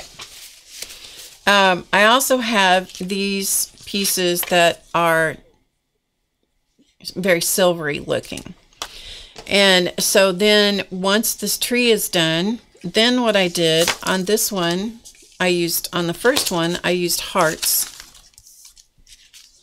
I cut out little heart shapes, but they could be little baubles or whatever. This is alcohol ink in a light blue, a silver, and a white to make this sheet. And if you want hearts, you can make hearts. If you want just little baubles, then you just go around and you cut little baubles.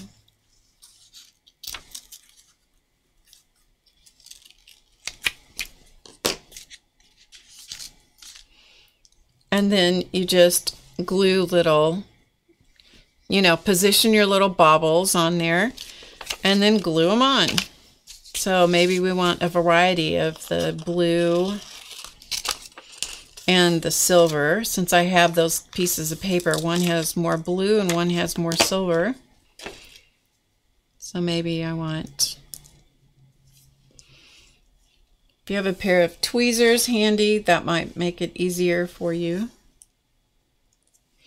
And then you can just add your little decorations to your tree.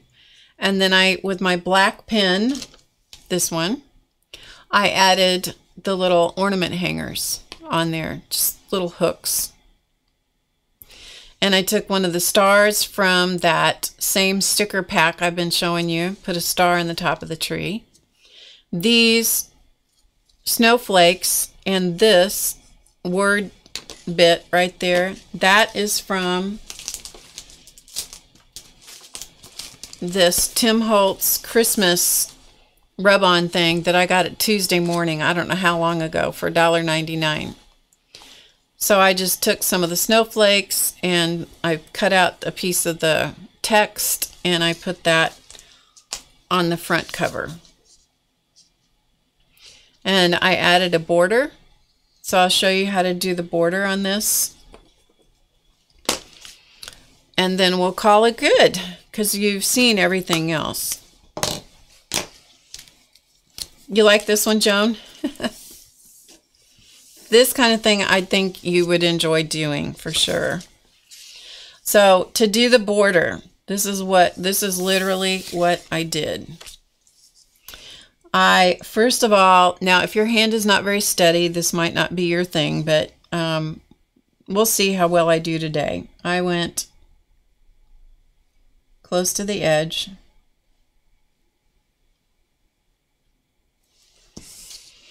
And close to the edge.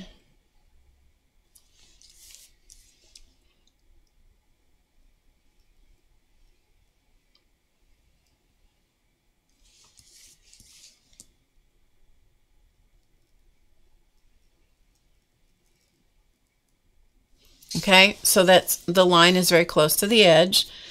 Then I did another line inside that, about 1/8 of an inch away.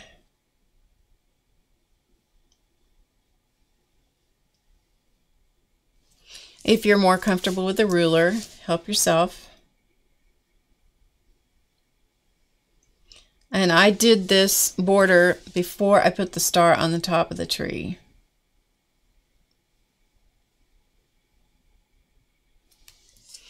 So that the border was hidden behind that. Okay, see the border is there and the stars on top. Okay, to do this, just start in the middle of a line somewhere. Don't start in a corner exactly. I find it easier to begin somewhere close to the corner, but not at the corner. 3 lines, skip a space, 3 lines, skip, 3 lines, skip.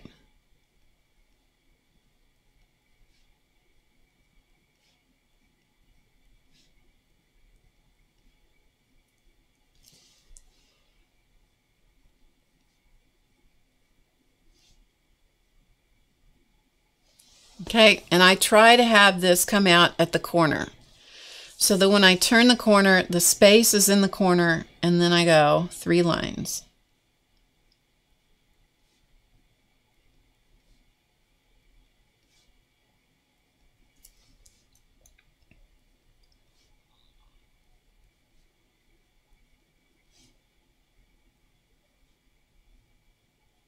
And if I have to fudge it a little bit over here, that's okay. And then I keep going like that. Okay, so that's how that starts. In the spaces, then I put a circle.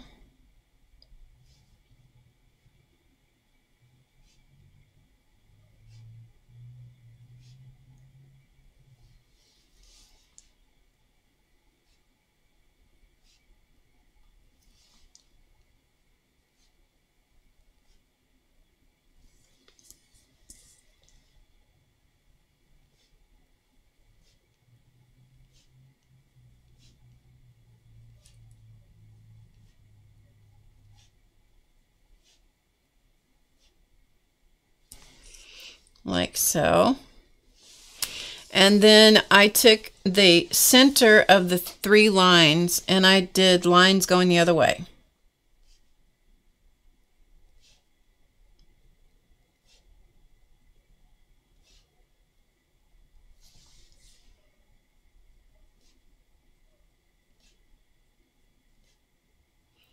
And this is using the Uniball Vision black pen. It's a fine or extra fine point.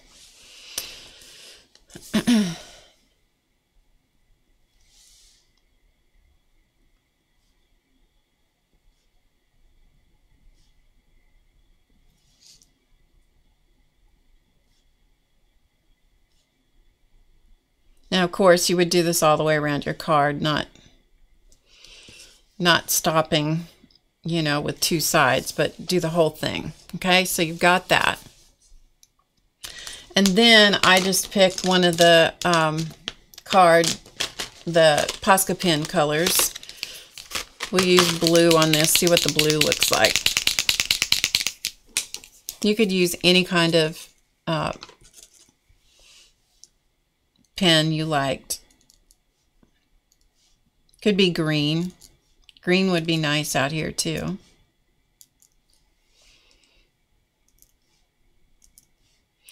And I just colored in the little circles a little bit. And right here I did the short lines in the wrong, instead of the middle line, I did it in one of the end lines. Oh well. If I didn't point that out to you and you saw it, if you were that picky, you shouldn't be looking that close. Okay, and so then you do the same thing. You mat it, you know, I put black around it and then a color around it and then pick a card base for it and put it on there. Yeah, it's a fun little border to do. Okay, so here's the card finished. And that's how I created this card. And as I said, these are rub-ons, and these little dots out here around the snowflakes are the Crystal Star, the Clear Star Jelly Roll pen. I just put little dots out at the points of the snowflakes. And I signed my name coming around the tree. I always I put my name on there to balance something. You know, whether it's to balance this or to balance the black snowflakes, you know, because snowflakes aren't black, but, you know. And actually, this this little thing of rub-ons does have white rub-ons in it, too. So I could have put white snowflakes, but since I was working with black and, you know, craft cardstock and that kind of thing, that's what I used. Okay, so that is the inspiration for that. So just as a quick review,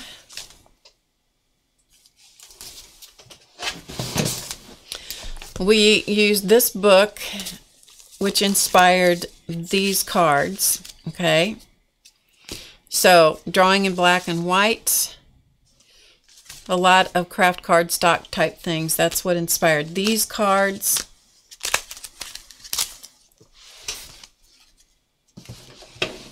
A class that I took at a local store that is close to me inspired. This is the class I took that inspired this. And then this card was inspired from this postcard. So it is perfectly fine It is perfectly, perfectly fine to be inspired by other people's whatever and then just make it your own.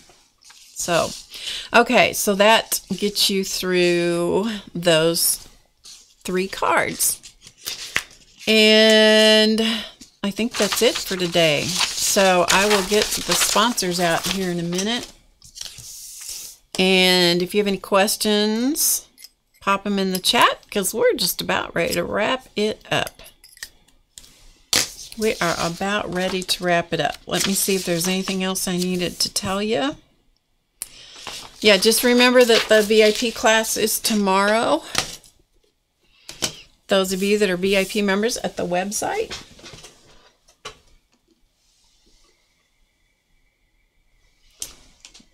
Reaching for my camera. Sponsor cam, you know, they have their own camera. They do. They have their own camera. Let's see if anybody wants to come out here and be, if they want to be seen today. Getting sponsor cams set up. All right, let's see if they want to be seen today.